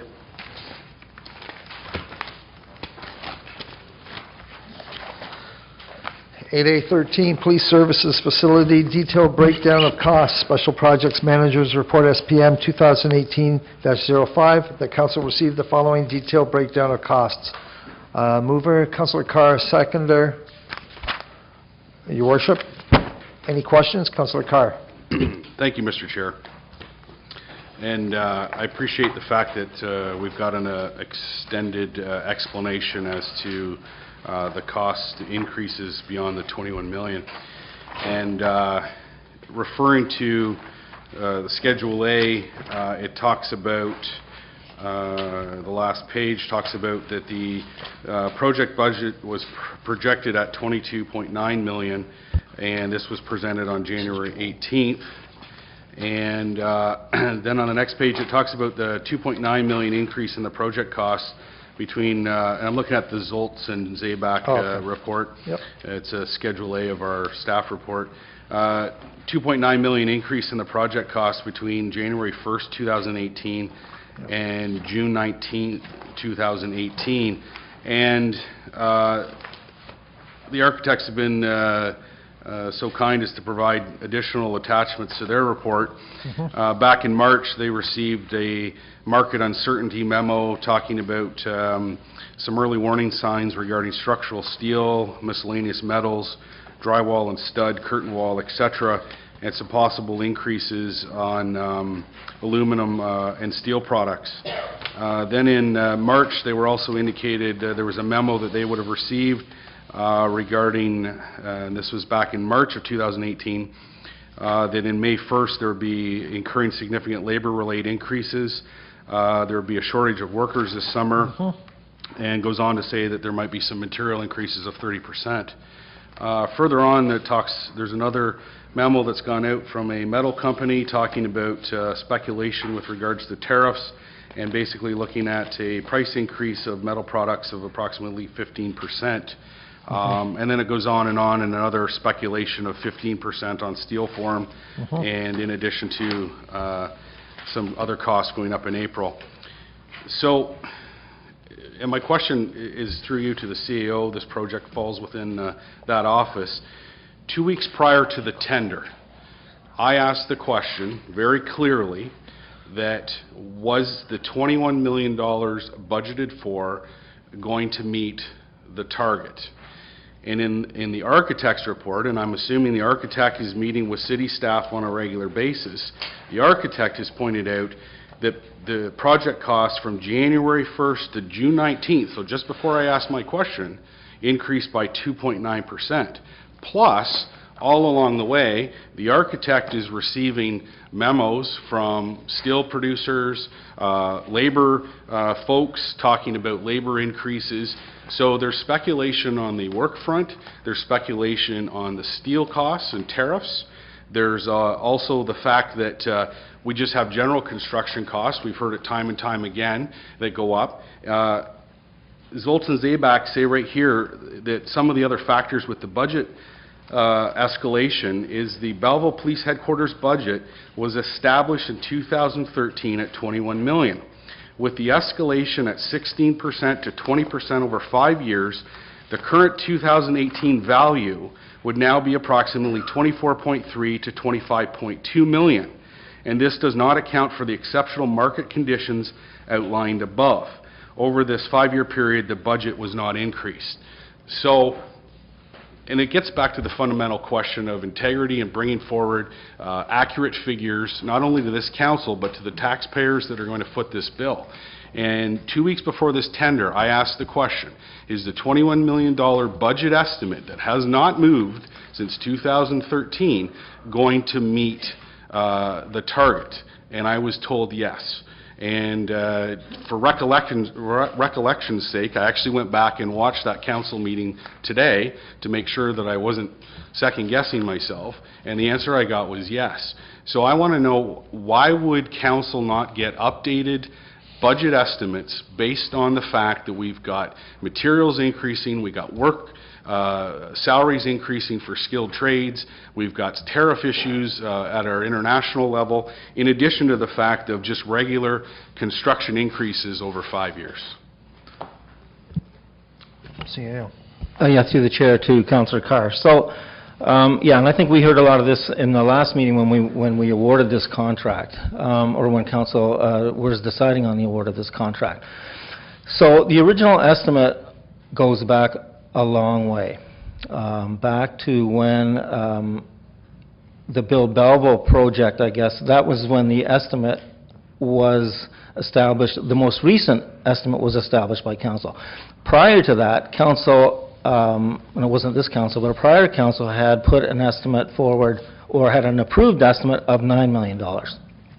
And we wrote a report back then saying the project is likely in the mid-20s. And that's based on a 70,000 square foot facility. Again, that was many, many years ago as a concept when it was first looked at. When we went through the site selection process, there was a lot of hope that it could be designed for 45,000 square feet or 50,000 square feet. And the Build Belleville number that got put forward was really based on some, we actually didn't have any, I shouldn't say we had no idea of what size it was going to be, but we knew it was going to be somewhere probably between 45,000 and 70,000 square feet. That's a huge variation. And to get a better estimate of a project, the only way to do it really is, okay, do the design, and then get a cost consultant to estimate it, and then let council know that. So, admittedly, this project, and we all know, dragged along. It took a while for us to make a site selection. So we were trying to get this thing out to tender as soon as possible. Now, some of the issues that you speak of about the materials and the labors, some of these letters that we received, I mean, that really is during the tender process. I mean, our tender was already out by when these letters, a lot of these letters were probably being issued. I mean, it came to council in June, so we had it out to tender well before that date. So a lot of this is very recent news in the last 6 months as to the tariffs and that's all a lot of recent stuff. So the Build Belleville number, I mean, again, and I said this the last meeting, is I guess we could have gone every year and said, okay, make 21, 22, make 22, 23, make 23, 24. When we really don't know, we were still designing the facility. So the architect is still having meetings with the subject matter experts. In fact, so when we get these different you hear these Class A estimates, Class B estimates, when we get an estimate, what we do as a design team is we look at it and go, okay, it seems it's running higher than what we thought. What can we do to bring it down to what we have as a budget? And so they look at these things, and they pore over these things. They try to say, can we shave any space off it? Can we, while we're having our meetings with our subject matter experts, can we reduce in size anywhere, anyhow? Is there things that we can do? And I can tell you, they went through a fairly exhaustive process to do that. They did take, we looked at landscaping, for example, and they said, you know what, we can live with the landscaping that we have on, the north side of the property.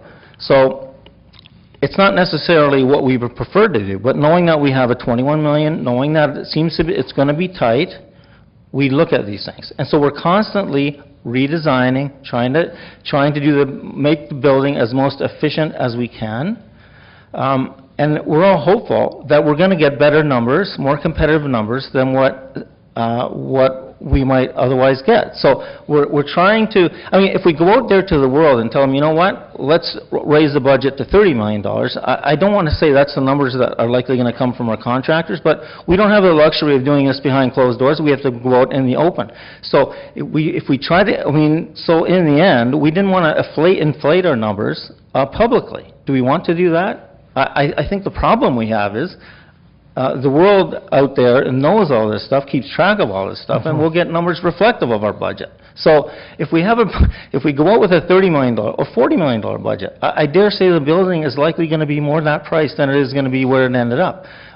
Where the price ended up was very close in terms of the actual building cost to what we all expected, actually. I went back and looked at some reports to council in 2011, 2012. We were throwing out numbers, but again, we were estimating somewhere in 20s to 25. And the Bill Belleville number was 21. It did not include land acquisition costs, did not include taxes, all these things that were never included in the budget. I'm sure it didn't include moving costs, but I don't know that for certain. It was 21 million. The previous number council approved was 9 million. And we knew we really didn't have a project at $9 million, and so that's almost what I can say. I think, because, you know, I've heard this now in the last couple of reports,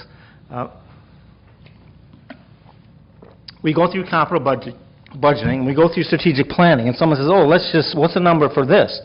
And staff do the best we can to put numbers. But the biggest problem we have from our world is once we put a number, that somehow ends up being the number that everybody takes for granted forever. And so I think maybe, particularly for big projects, we should probably say, you know what, let's do far more planning and let's get some more accuracy in these projects before we put a number on what the project's going to cost. Because, again, we're looking at projects that from 10 years ago, council said we're going to do it for $9 million, and then and I can remember the meeting. Some of you might have been there at strategic planning when that number was established. It was established by really a show of hands, without knowing where the building was going, how big the building was going to be. We certainly didn't talk about moving costs, let's put it that way, when that budget number was established. So I hear what you're saying, and I think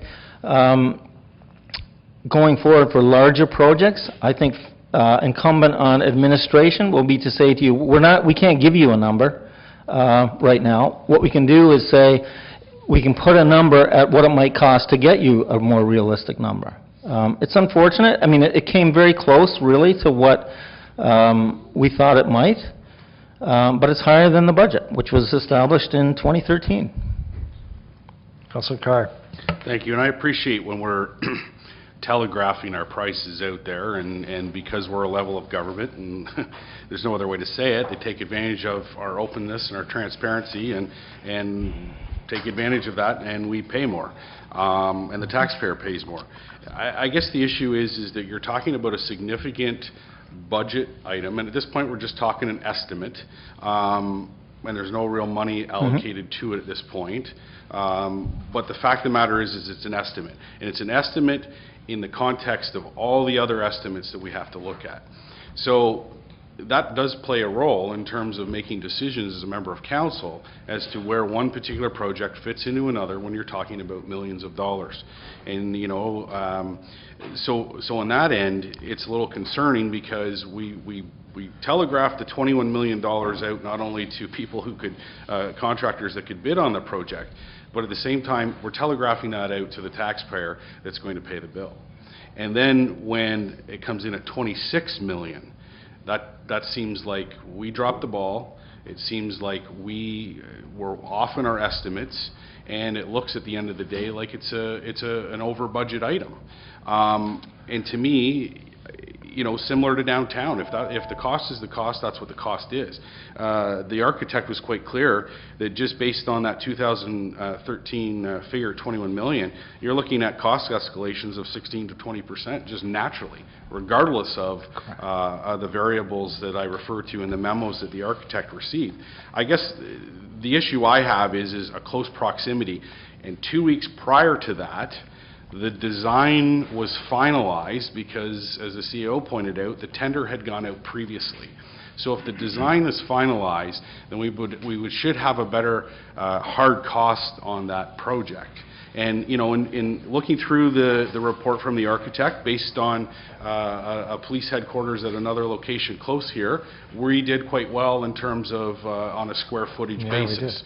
So in the end, I think it's good. We're getting a larger size facility. So I'm not going back to that issue. The issue is in terms of the transparency and in terms of the budget allocation in the context of an overall capital budget, whether it be our annual plan or the Belleville projects.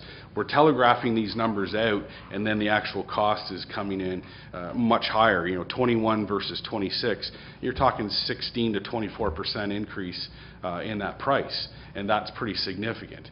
And so all I'm saying is that if it's not going to meet but be pretty close, okay, great. I was given assurances that it was, and in fact 21 and 26 is a lot different. I would just ask that in the future that we at least allot for the fact that construction costs do go up on an annual basis, and budget estimates really should be at least factored into that degree, let alone whatever the other circumstances that are going on in the international community. Thank you. Okay, I think staff understand your question. Any other, Councillor Panchuk? Yeah, thank you. And along the same lines as Councillor Carr, so I understood from the CEO's response to Councillor Carr that after the project had gone out for tender, that some of this information had been received. When exactly did we let the tender, or when do we release the tender period? Do you have that information? I'd have to have Joel come up. Oh, yeah, with council permission, we'll have Joel come up.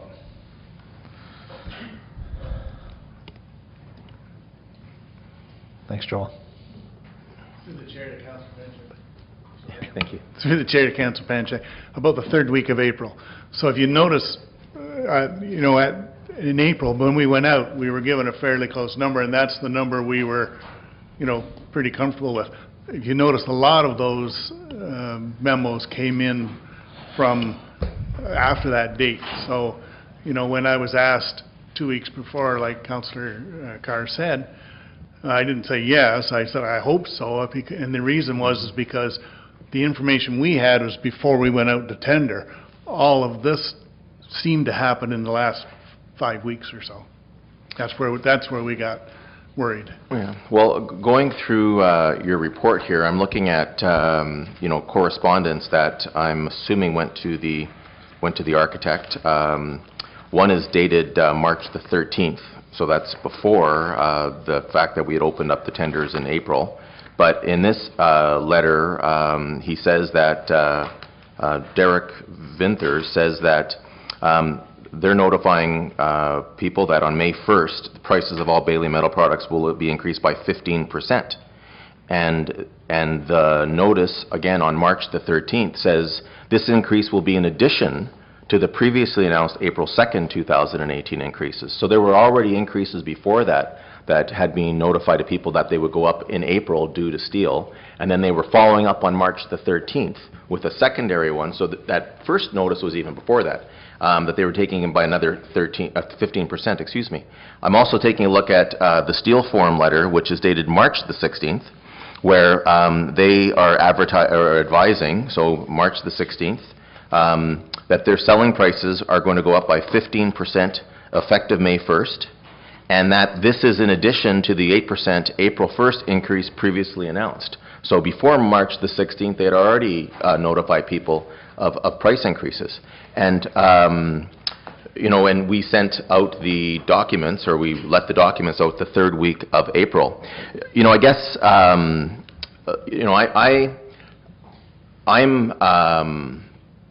I'm impressed by the work that was done to do the design of the police station.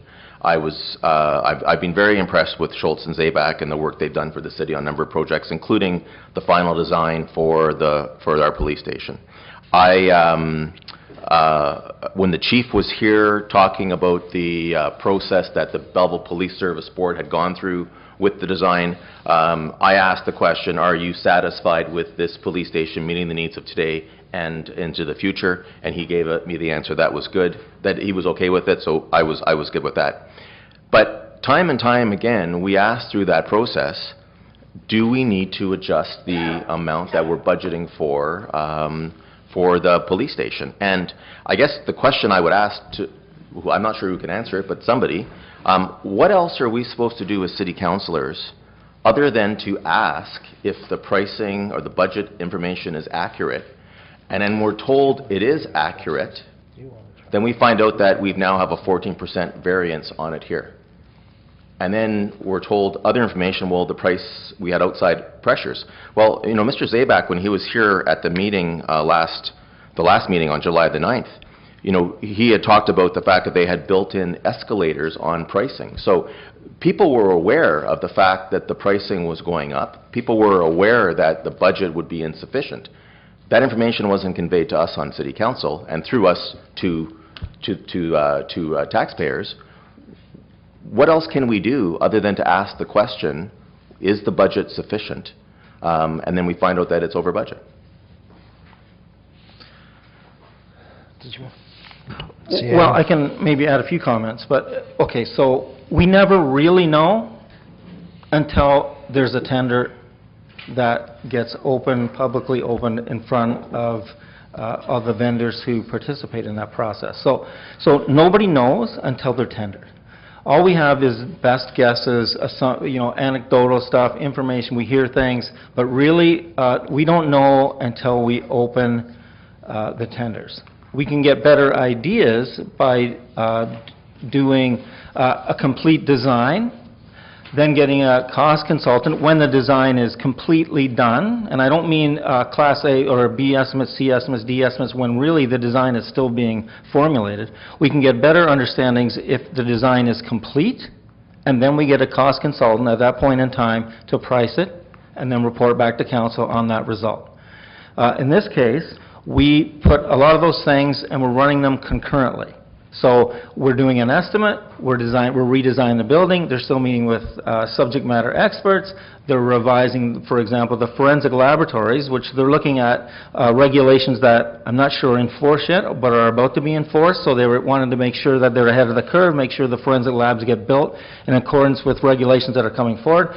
They're revising those things right up until almost the day it was tendered. So we could have then paused, sent it out to a cost consultant, paid the cost consultant some more money to have a look at the final design, delay the tender project longer, and then we could have reported back to council and said, it looks like we're a little shy on the budget, but we still won't know until it's tendered, but that's a process that might give you more information. But again, it would have delayed the project even further.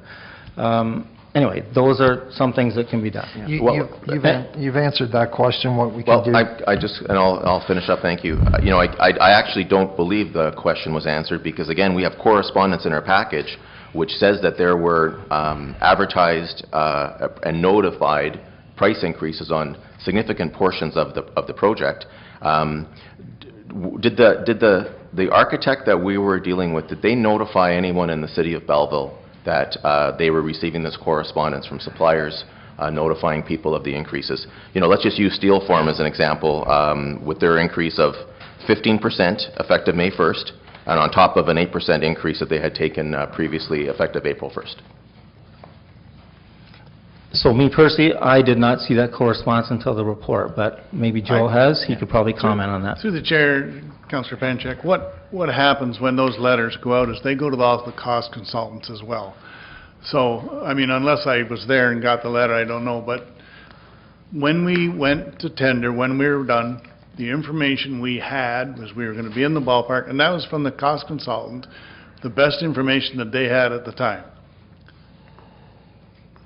Yeah, well, again, thank you. I'm just That going would to... have been included. Yeah, I'm just going to finish up. You know, again, the same concerns I had at the July 9th meeting in terms of the reason why I voted against this project was not because it's not worth the $26 million. It's not because the police don't need a new facility. It's not because this is not going to be a good facility for the police. You know, this is not a process that is acceptable for me going forward, particularly when city councillors ask a direct question about, is this funding amount, this budgeted amount, is it sufficient to do this project? And then we have a 14% variance. You know, we had a similar situation with the report previously. We've had a number of projects this term where they have come in over budget. You know, it's not okay just because we tax residents and that we can tax them more next year if we need to. It's about showing that we respect their taxpayer dollars, and you know, that's why I voted against it last time, and the report that we have today hasn't done anything to change my mind on that. Thank you. Thank you, Councillor Panchuk. Any further comments? I'll call a vote on this. All in favor? All opposed? That's carried. I'll move on to consent items. Council may adopt consent items by one motion, but prior to consideration of such motion, members may request that specific items be removed from consideration under such motion, and council shall consider such items individually. I'll start with your worship. Pass for a second. Oh, Just go okay. around, Yeah, 'cause Councillor Denius. I've got one here. Councillor, No, thank you. Councillor Miller. No, thank you. Councillor Carr. No, thank you. Councillor Thompson. 8B1 and 8B13. Councillor Panchuk. 8B6 and 8B10, please.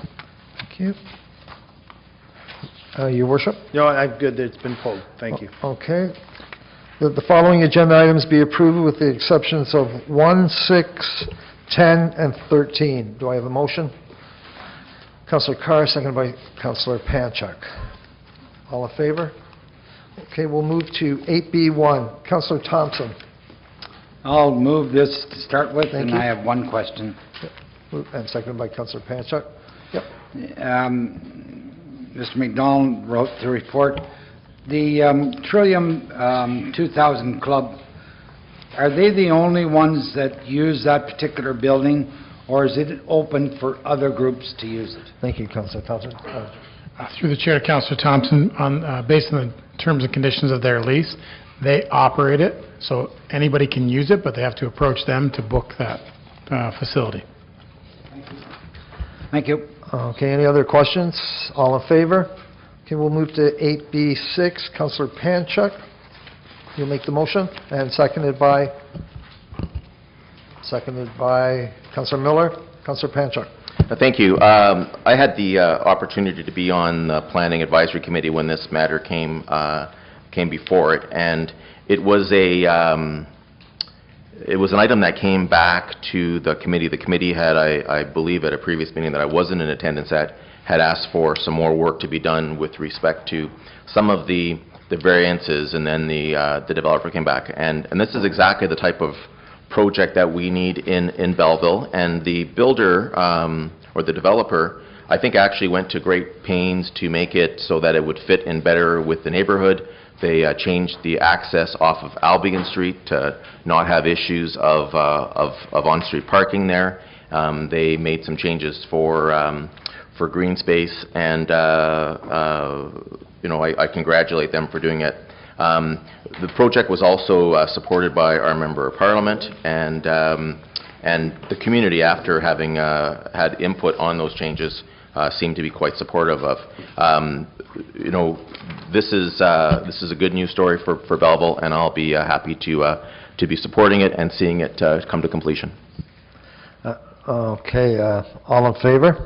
And I just want to go forward that I made a motion for the consent items, and there was a conflict on 8B11, so the first motion was, I believe that was you, Your Worship. Yeah, so I'm going to take the liberty of pulling that now, and at this time I'm going to do I have to bring up AB 11? Because I said all in the same, yeah. Yeah, so I'm going to bring up AB 11 now, Your Worship, because we had approved it, but, yes, you're welcome. I need a motion for it, and that's Councillor Denius and seconded by Councillor Thompson. All in favor? And that's carried. I just wanted to make sure that that was on record, that it was.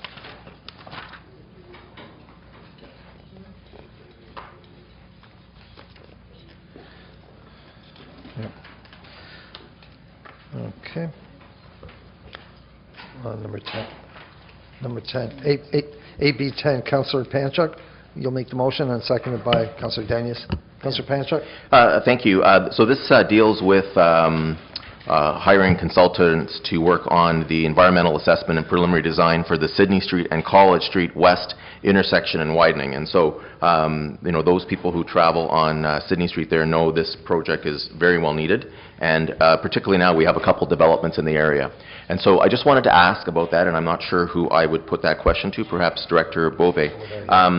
So the environmental assessment will be done, and we know that sometimes we don't know how long those will take, because the province is required to be involved with that. Are there any other investigations or assessments that we'll have to do there? For example, when the affordable housing project by MAPS was approved by council, we waived the parking study because we were going to be redoing the intersection, or sorry, not the parking, the traffic study, because we'd be redoing the intersection and there would be changes to it. Once this can you just maybe explain to me, once this process is taken and we get the report back, what would be next for the City of Belleville to go along with that? I'll refer that to Director Bove. Through the Chair to Councillor Panchuk. So because we're looking to expand the intersection and also expand and widen Sydney Street from College Street south to the CN overpass with a center left turn lane, we have to go through this environmental assessment process. So this is the first step. Following that, we would move into detailed design of the intersection improvements, and so before we get there, we'll decide, are we widening on one side of the street, are we widening on the other, are we keeping it relatively centered, and that impacts which properties we may have to acquire some property from. We'll move from there into detailed design, and then at that point, council will have a decision to make. It'll become a capital project. Council will want to fund the improvements to the intersection. To your point on some of the apartments that are under construction there now, those driveways will be accommodated into the design, so I think there won't be any extra work that'll need to be done by those developments. That will be incorporated into our design, and as an example, the main entrance into the new police station has been designed to tee up with the new main entrance into those apartments on the west side of Sydney Street. So that's sort of been looked at already, but we'll tie those into the improvements as we move into the detailed design. Right, thank you. If I can just further ask, are we anticipating any changes to that intersection? So, you know, again, with many intersections in the city's growth has just outpaced the size of a lot of them, and we're proceeding with a road widening here. Are we expecting that there'll be any changes to the number of lanes? Will we make modifications? Is now the time to start looking at those things? For example, southbound dedicated left turn lane there. You know, those types of things. Through the Chair to Councillor Panchuk, absolutely. That's really what's driving this process. Obviously, we have some issues in various locations on Sydney Street. The volume of traffic on the street has increased, so this project wants to look at left turn lanes for north and southbound traffic on Sydney Street, and potentially the addition of a right turn lane from College for people heading east out of West Park Village. There's a bit of a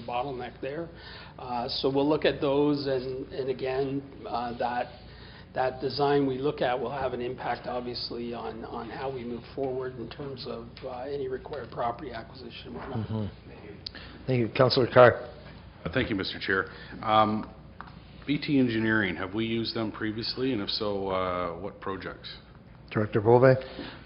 Through the chair to Councillor Carr, BT Engineering has done a couple of projects for the city. So they have been working on the Maitland Drive Mineral Road project, and they did the design for the Dundas Street West Bay Bridge Road project.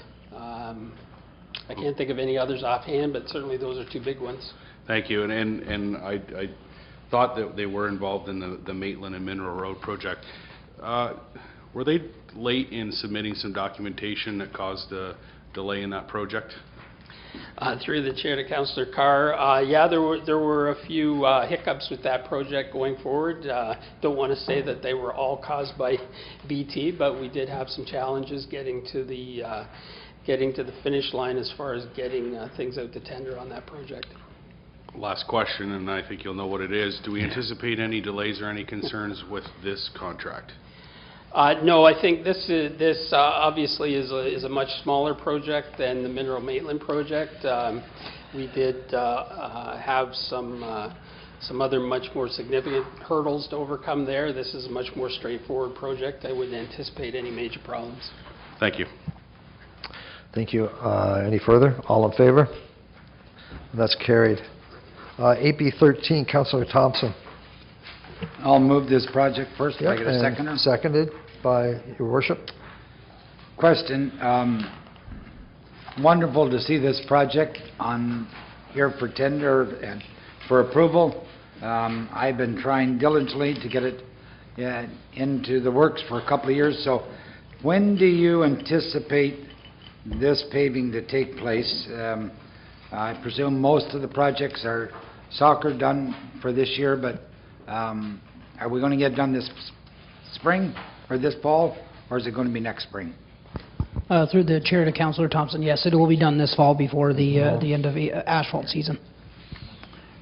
Wonderful to see. We should stop in and tell the neighbors. Thank you. Any further questions? All in favor? That's carried. Council information matters.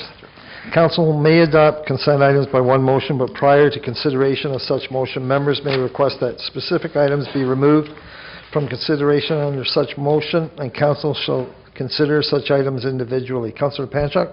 No, thank you. Councillor Thompson? No, thank you. Councillor Carr? No, thank you. Your Worship? I'm good, thank you. And Councillor Denius? No, thank you. Councillor Miller? No, thanks. That the following agenda items be received. A motion, Councillor Miller, Councillor Denius, all in favor? Rise and report, Councillor Carr, Councillor Miller, all in favor? That's carried.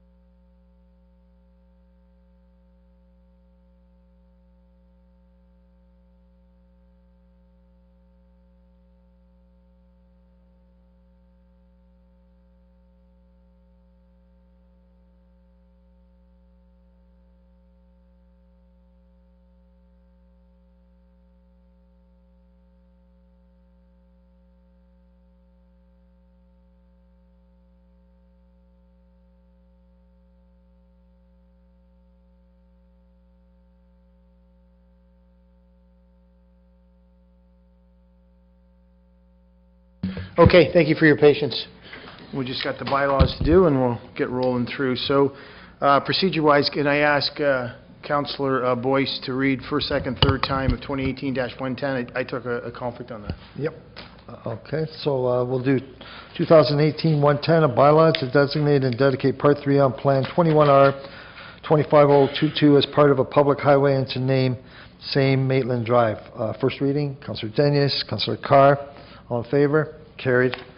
Second reading, 2018-110, bylaw to designate and dedicate Part 3 on Plan 21R 2522 as part of a public highway and to name same Maitland Drive. Motion, Councillor Miller, seconded by Councillor Carr. Any questions? All in favor? And Okay. final- Yes, thank you very Yep, much. you're welcome. Appreciate that. So, okay, so the first reading of the bylaws, I'll read the numbers and, pardon? Do you not want the Did you do it third? 3 times? No, I only went apologize. twice. I'm sorry. That's Go okay. ahead. I'm sorry. That's okay. 2018-1001, a bylaw to designate and dedicate Part 3 on Plan 21R as part of a public highway and to name same Maitland Drive. Councillor Denius, Councillor Thompson, all in favor? That's carried. Okay, thank you very much, and I apologize about that. You're welcome. Okay, so 9A, first reading of the bylaws, I'll read the numbers, and if it's consent, I'll go slowly because we've pulled some. So 2018-111, 2018-112, 113, 114, 115, 116, 117, 118, 119, 120, 121, 122, 123, 124, 125, 128, 129, 130, 131, 132, 133, 134, 135, 136, and 137. First reading of those bylaws. Can I see a hand? Moved by Councillor Miller, second by Councillor Thompson. All in favor? That's carried. 1 second here. Okay, second reading of the bylaws. Oh, hopefully I made that adjustment. 2018-111, 112, 113, 114, 115, 116, 117, 118, 119, 120, 121, 122, 123, 124, 120, 131, 132, 133, 134, 135, 136, and 137. And, yes, 127.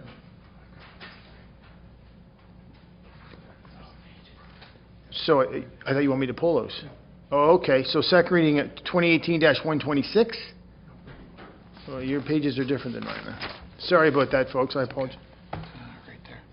Those first 3. Oh, okay. Yep. Okay, We're on the second page.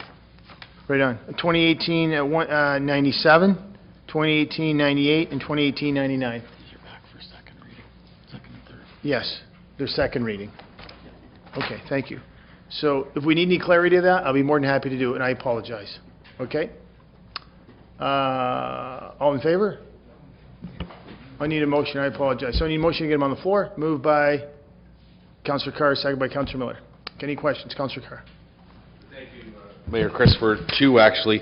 Reference to bylaw 2018-98, a bylaw to approve and authorize an amendment to bylaw number 12967. It's regarding the regulating traffic and parking along 87 River Road. We've received correspondence in our package here today from a resident in that area, and also a couple of us, and I've had the clerk pass it out to all of us.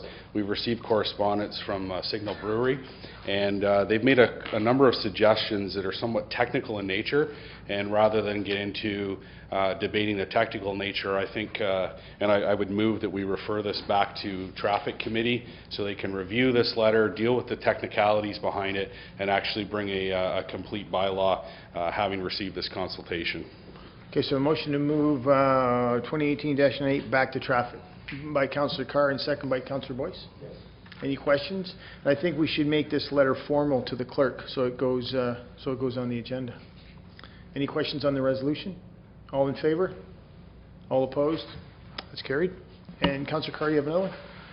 Thank you, Mayor Christopher. Also, I just want to speak just briefly on bylaw number 2018-137, and it's amending the bylaw to license, regulate, and govern certain businesses. I appreciate council's support. This has to do with payday lenders. We've received a lot of consultation from very important stakeholders in terms of the Community Development Council, as well as the Poverty Roundtable, being on the front lines in battling poverty in our community, and they support this bylaw. They see this as a very good practice to partake in our community. It puts some annual licensing fees on it. It restricts where there's 3 locations where one can exist. I recognize that there's a grandfathering clause, but nonetheless, fingers crossed, perhaps maybe some of these will close and we'll see a reduction in numbers.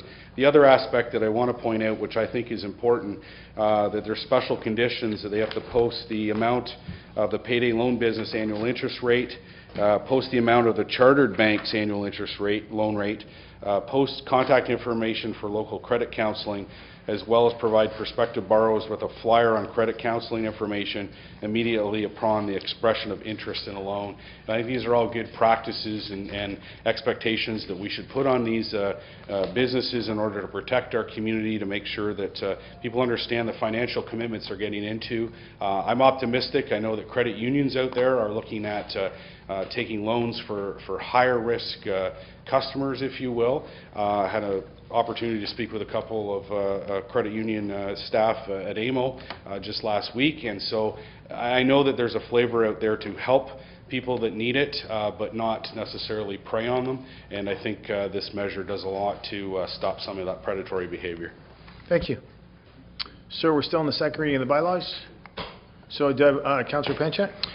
Yes, thank you. I'd like to just ask about bylaw 2018-120, dealing with the traffic control lights at the corner of Walbridge and Loyalist Road, Walbridge Loyalist Road and Hamilton Road.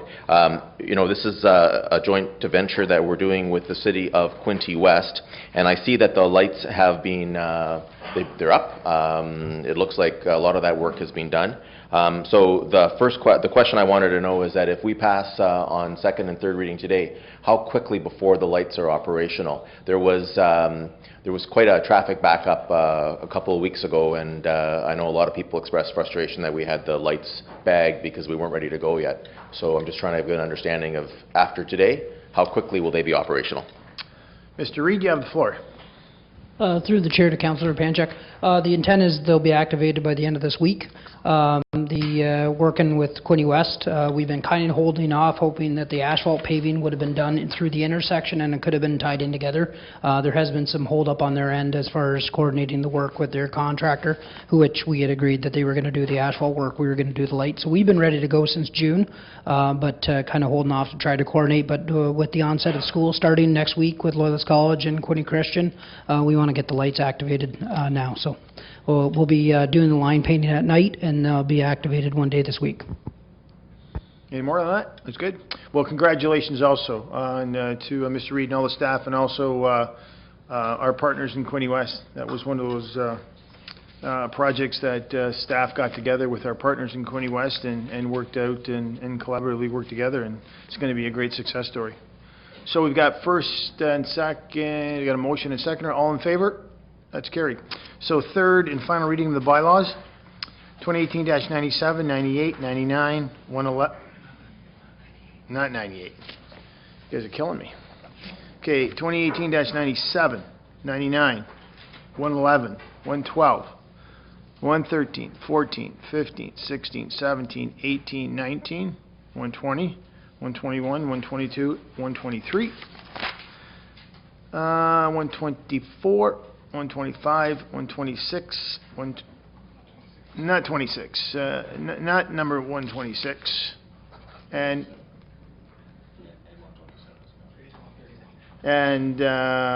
so 2018-131, 2018-132, 133, 134, 135, 136, and 137. Can I get a motion for the third reading, finally? Councillor Carr, thank you. Councillor Thompson, all in favor? Oh, that's passed. God, thank you. Okay, Number 10, new business around the floor. Councillor Carr, you have the floor. Thank you, Mayor Christopher. I've got two items, actually. The first one is the roadway to Zwick Centennial Park, and again, it's a hotbed of activity, which is great to see. I get complaints a lot of times in terms of the roadway. I know we have staff that go in there, clear garbage, cut grass, and so they're seeing those potholes develop. My hope is that it doesn't take a complaint from a resident to actually get that addressed. So when staff are in there and they see those problems arising, can we get somebody to address those right away so that it doesn't become a problem? Great comment, and it's gone to fruitful ears. Thank you very much. Thank you. The second item, and I know there'll probably be some other discussion about our trip to AMO in Ottawa last week. However, I wanted to bring up under general business, we sat in on the cannabis and community presentation on the last day, which is very informative. It had provincial government staffers or officials, as well as Chief of Police out of Waterloo, the CEO at Annapanee, and a solicitor with York Region. And it was quite informative as to what we're all going to be facing here very shortly.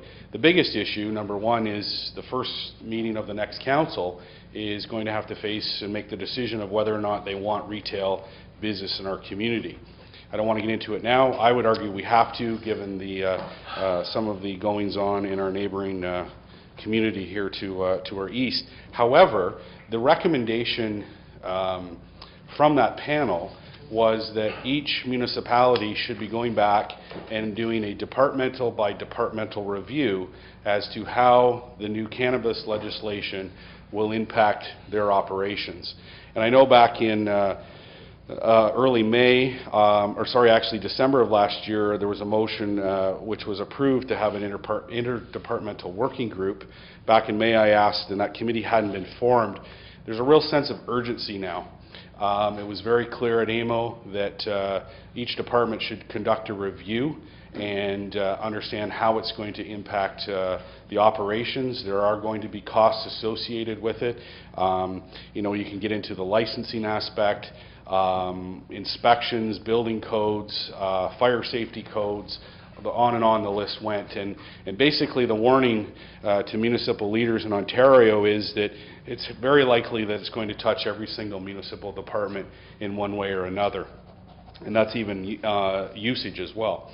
So I think it would be incumbent that staff move on this interdepartmental review and you have a report ready, if not for this council and certainly the next council. The warnings were very clear, and I know Mayor Christopher, you and the CEO were there, but it was something that really resonated with the fact that there was some preliminary discussion here some months ago that we should really be taking this review, and therefore I really see the urgency coming down quite quickly. Thank you very much. Councillor Deniers. Just to follow up on that, it was myself that brought forward the community standards bylaw a couple of months ago regarding the marijuana production facilities, regarding business licensing, building codes, land use within the city, and I would just like to ask Director Beauvais where that stands. Okay, Director Beauvais. Through the chair to Councillor Deniers, we have been working within the Engineering Development Services Department to establish the committee that Councillor Carr spoke of, and to work on the community standards bylaw. We are fortunate in that our new policy planner comes to us from northeastern Alberta.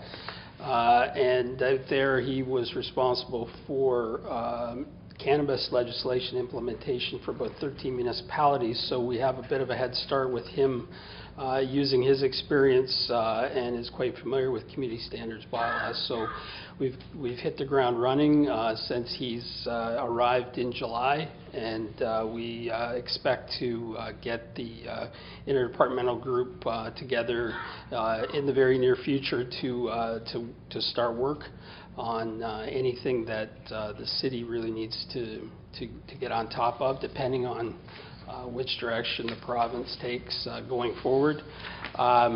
We also have had we've had a couple of meetings with the Belleville Police, and they have raised the issue and the idea of sort of expanding the working group to include some outside agencies like mental health and addictions. And in talking with Deputy Chief Callahan, he really wanted to hope that the focus could be on youth and how the legislation and what it brings will impact youth in the community. So they've provided us with some contacts that they feel should be involved in sort of an expanded committee that will not just look at the mechanics of how the municipality as an organization deals with it, but how the community as a whole can deal with the impacts as they will no doubt come following the legalization in the fall. So. Thank you. Councillor Boyce. Thank you, Your Worship. 2 questions. First of all, I brought this up earlier. I'd like to see council get the Golder report of the memorial for 2011 for our next meeting. And second of all, I know it's late in the season, and we've had some issues down at Victoria Park in terms of the spindly weed, the chara. And I know that Trenton Base, their marina, they were involved in a study where they had chemicals in the water, and I'm wondering if we can get a report back from Director Fleur as to the results of the study. I know they were a test marina, and I spoke to the harbor master there, and the tests have been completed. So I'm wondering if we can get a result back. So hopefully we can do something in the springtime in Victoria Park to prevent the chara and the weeds from becoming an issue that we know they are right now. Okay. Director Fleur, would you like to respond? Thank you, Your Worship. Through you to Councillor Boyce. Just to add to that, we'd be happy to provide you with that information, but we're also working with the Ministry of Environment and Climate Change through that process. And as you are aware, and others that I've updated, that we were unsuccessful in our first attempt with an aeration system.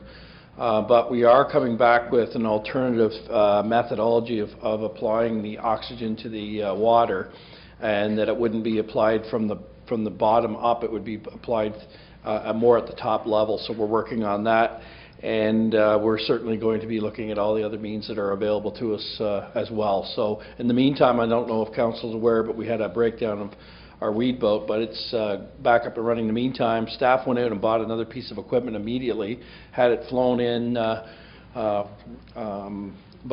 Ted Marisek's light aircraft over the border in the middle of the night, and we brought it in and literally mechanically and physically removed all the chara, dragged it out of the harbor, and dumped it all over at crates.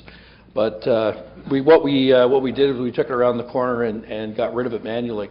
Honestly, it was a tough go, and the staff worked extra long hours in doing so, but got it all up and got it running again. But the char is particularly bad this year, and most are finding the very same thing wherever they are. And I know that we're not the only harbor, but I just wanted to give you that update while I was at it. Yep. And further to that, I know Crates uses the aeration system over around their boats, and it seems to be proving successful. So I look forward to the what we can do to make the area a little bit more presentable.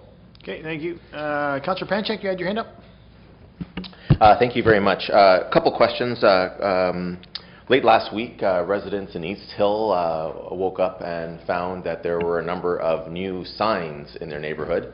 On Foster Avenue, we have had I guess an outside contractor erect some traffic calming signs, and I've had a fair amount of feedback about those signs. Some people are quite concerned about the fact that it's hard to get used to, and that there's some safety concerns of driving into these signs. I understand that some of the signs have been placed on the road so that as people back out of the driveways, they are having to knock it over. So I guess I just wanted to ask for a little bit more information on that. What will happen in the wintertime when we have snow plows? And the signs say to share the road with cyclists, and I wonder if we can just get a little bit of information on that. You betcha. Director Beauvais. Through the chair to Councillor Panchuk. The signs are they're collapsible signs that are installed in the center of Foster Avenue. Foster Avenue was identified through our cycling route network creation as part of a north-south route in the city on the east side of the Moira River. Given the condition of Foster Avenue, it's not possible to really use any other type of signage that serves the purpose. So as part of that design, we looked at these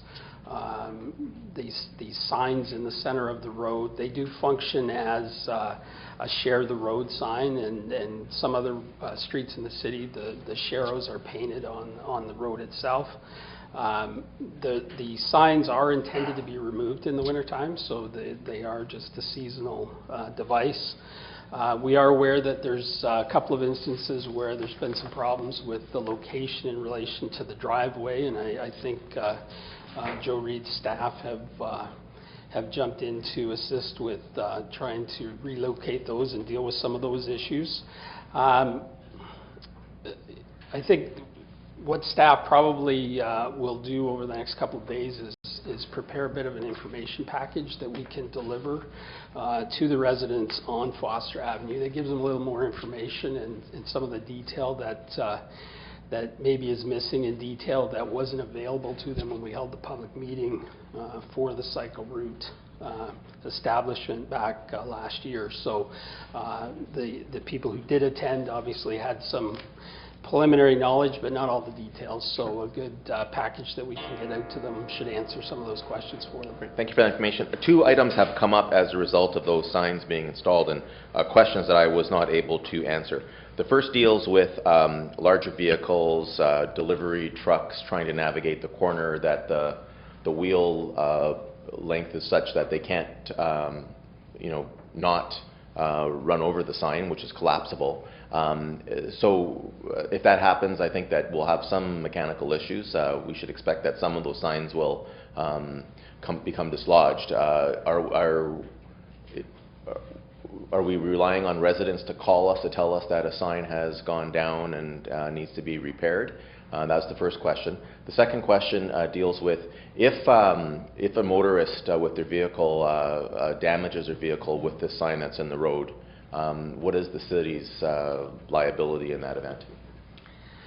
Through the chair to Councillor Panchuk. I mean, certainly we rely on residents providing us information if there is a sign that has been taken from its base or damaged, and Joe's staff also, of course, do the regular checks. So the combination of two things should take care of that issue.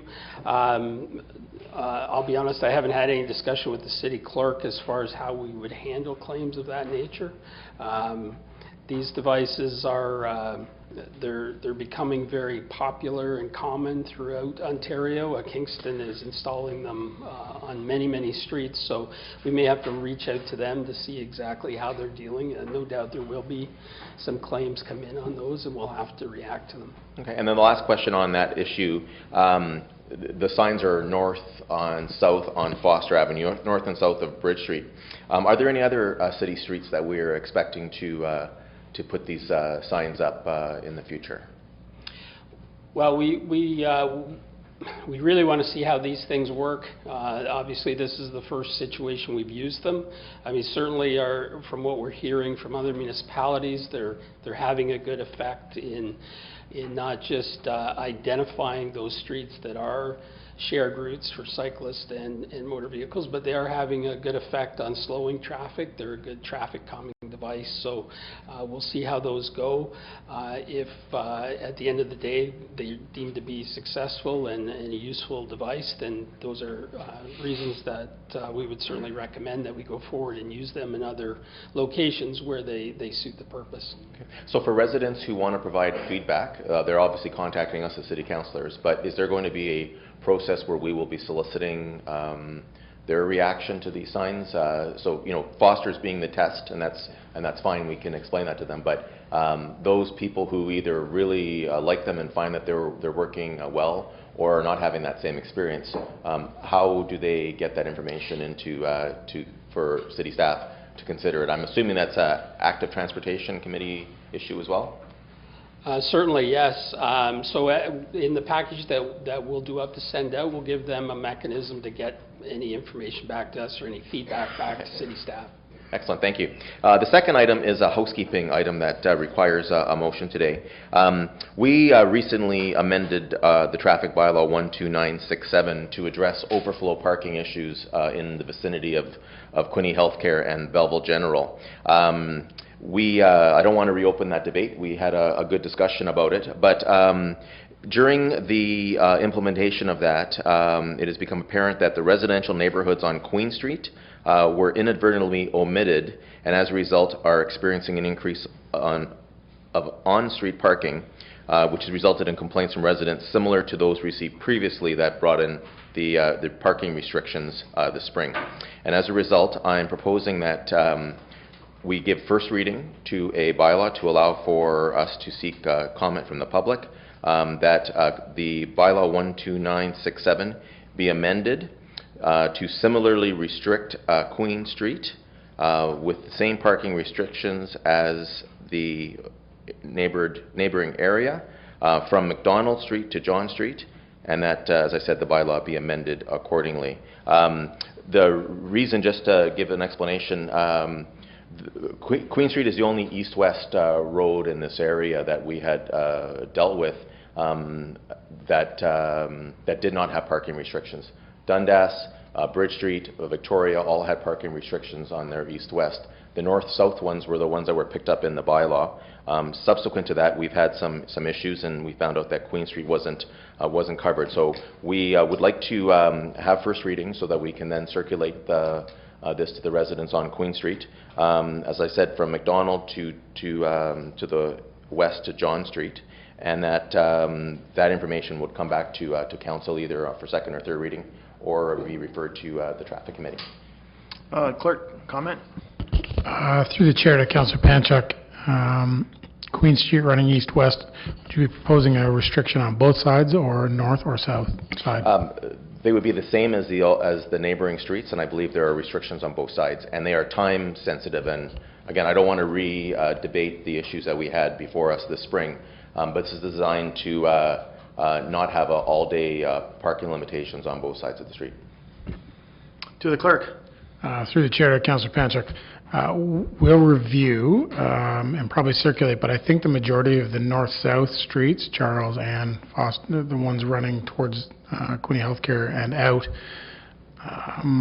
we'll review and we'll match what is restricted, but I think probably half or more are a one-side only restriction with that AM/PM restriction. But we'll review that. So my suggestion is for us to match up, because the intent of the committee was to expand the area in a whole manner, because we didn't just want to move vehicles that are abusing on-street parking from one street to the next street over. So it was more of a rectangle, and in the entire area that we've covered, Queen Street's the only one that was lacking. So my recommendation would be that we deal with it similar to other streets, and then we can hear feedback from the community, and that any action we take can either be amended or consistent with this motion. So to council, you'd like that report to come from staff, I take it? I'm getting that body language? Yes? No? Councillor Panchak's going to make a motion? I got a seconder on the motion? No. So that suggestion is going to staff, and you'll bring us the recommendation to the clerk on Queen Street, so you get a clear picture as decision makers what you'd like to do. Okay. Any more information? Councillor Thompson, I'm sorry I missed you. Yeah, that's all right. Councillor Carr brought up about the SWICs, about the roadway. At this point, I'd like to also note about the on Dundas Street out by the plaza. Is there any future thoughts of grading? It's that large area from the road into the businesses that becomes very rough. Is there any plans to address the grading there at least once a year? And what's the thoughts of grading the parking lot at Swicks Park? Okay, to Mr. Reid. Through the chair to Councillor Thompson. It's 444 Dundas Street East. Very familiar with the area. And I know it is hard to believe, but we do grade it about 5 or 6 times a year, and as soon as we grade it, it's still loose, and cars just peel out of by the State Farm resident, and they just gun it because they're trying to get on there. I do know we will probably bring forward, in conjunction with Rod's group, maybe a capital budget line item for 2019 to look at the bigger picture there. Do we want the entire area asphalt, or do we want to kind of coordinate it more into driveway approaches onto the roadway? Do we need to look at adding a turning lane onto Herkimer? I don't know what the bigger picture solution is, but we do need to look at that as a permanent solution. And Swix? And yes, we can look at that long-term as far as bringing some capital projects forward in the future. Thank you. Good discussion. New business. Number 11, any motions? Notice of motions? I'll go around the queue for announcements. Councillor Panchak, Councillor Thompson, Councillor Carr, Councillor Boyce, Councillor Miller, Councillor Deniers. Okay, I got a couple. Oh, you do? I have a couple, 3 here. So, August 27, 2018, I have 3 proclamations. I would like to proclaim the month of September as Hunger Action Awareness Month. This is a nationwide campaign that is encouraging participants to fight hunger in Ontario and in Canada through 4 key actions: education, advocating for others, and volunteerism, and making donations. Second proclamation, I'd like to proclaim September the 12th as FASD Day, Fetal Alcohol Spectrum Awareness Day in the city of Belleville. And the third proclamation, I would like to proclaim September as Childhood Cancer Month. I declare the month gold for the kids and for childhood cancer awareness. That's a special one in our heart. And also, during our last council meetings, I had the pleasure of representing the municipality at a multiple changing of command ceremonies at 8 Wing Trenton. And congratulations to all the captains and the colonels. Also had the pleasure of attending Jewel Engineering's 20th anniversary, and also attended the Belleville General Hospital Christian Association event. Also had the pleasure of bringing greetings at the Holstein Club Twilight meeting.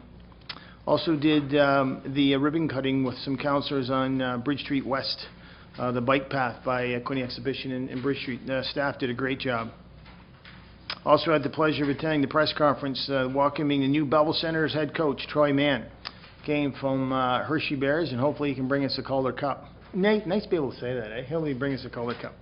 I had the pleasure of sitting with, I think, 4 Queen's medical students. So we've got some more interest in the community, and I'm pretty sure it'll be a good news story in about a week or 10 days. Hint, hint. Also went to the 100th anniversary of Welsh LLP anniversary. 100 years. It's great stories in our community.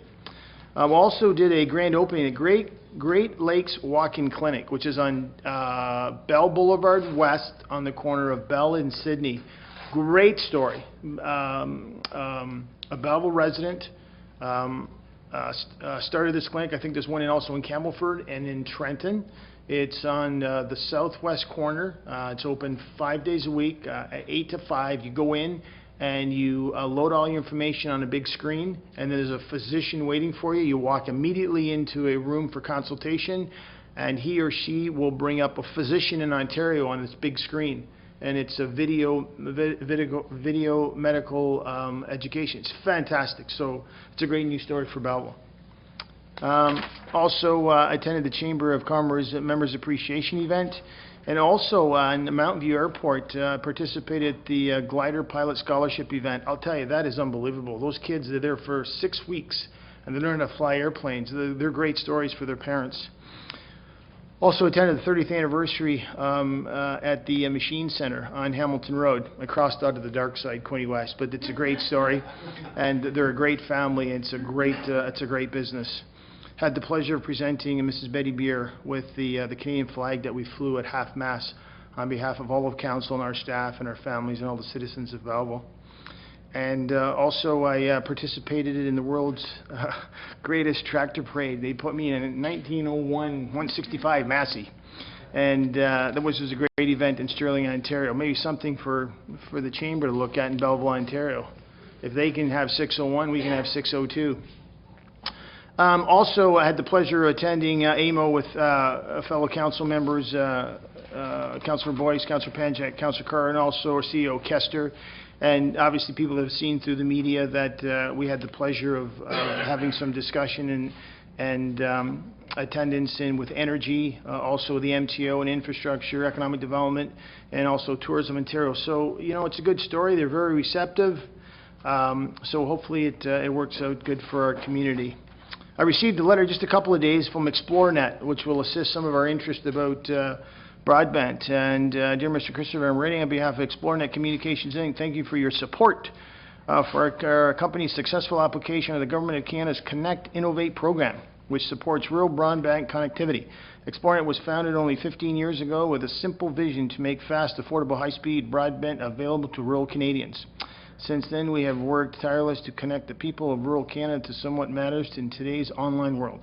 Our focus is rural communities like ours, and today we are proud to provide high-speed internet to well over 100,000 rural homes. Kind of spells out a good news story, so obviously we're starting to get some traction there, and looks good for our community. Also got a note today that we're very proud recipients of a $10,000 grant from Trent Val. Trent Val Board has approved a $10,000 grant to the City of Belleville for the marketing and promotion of our doctor recruitment program. So it supports investment and attraction for doctor recruitment. So thank you very much to Trent Val, and thank you for staff for putting that in.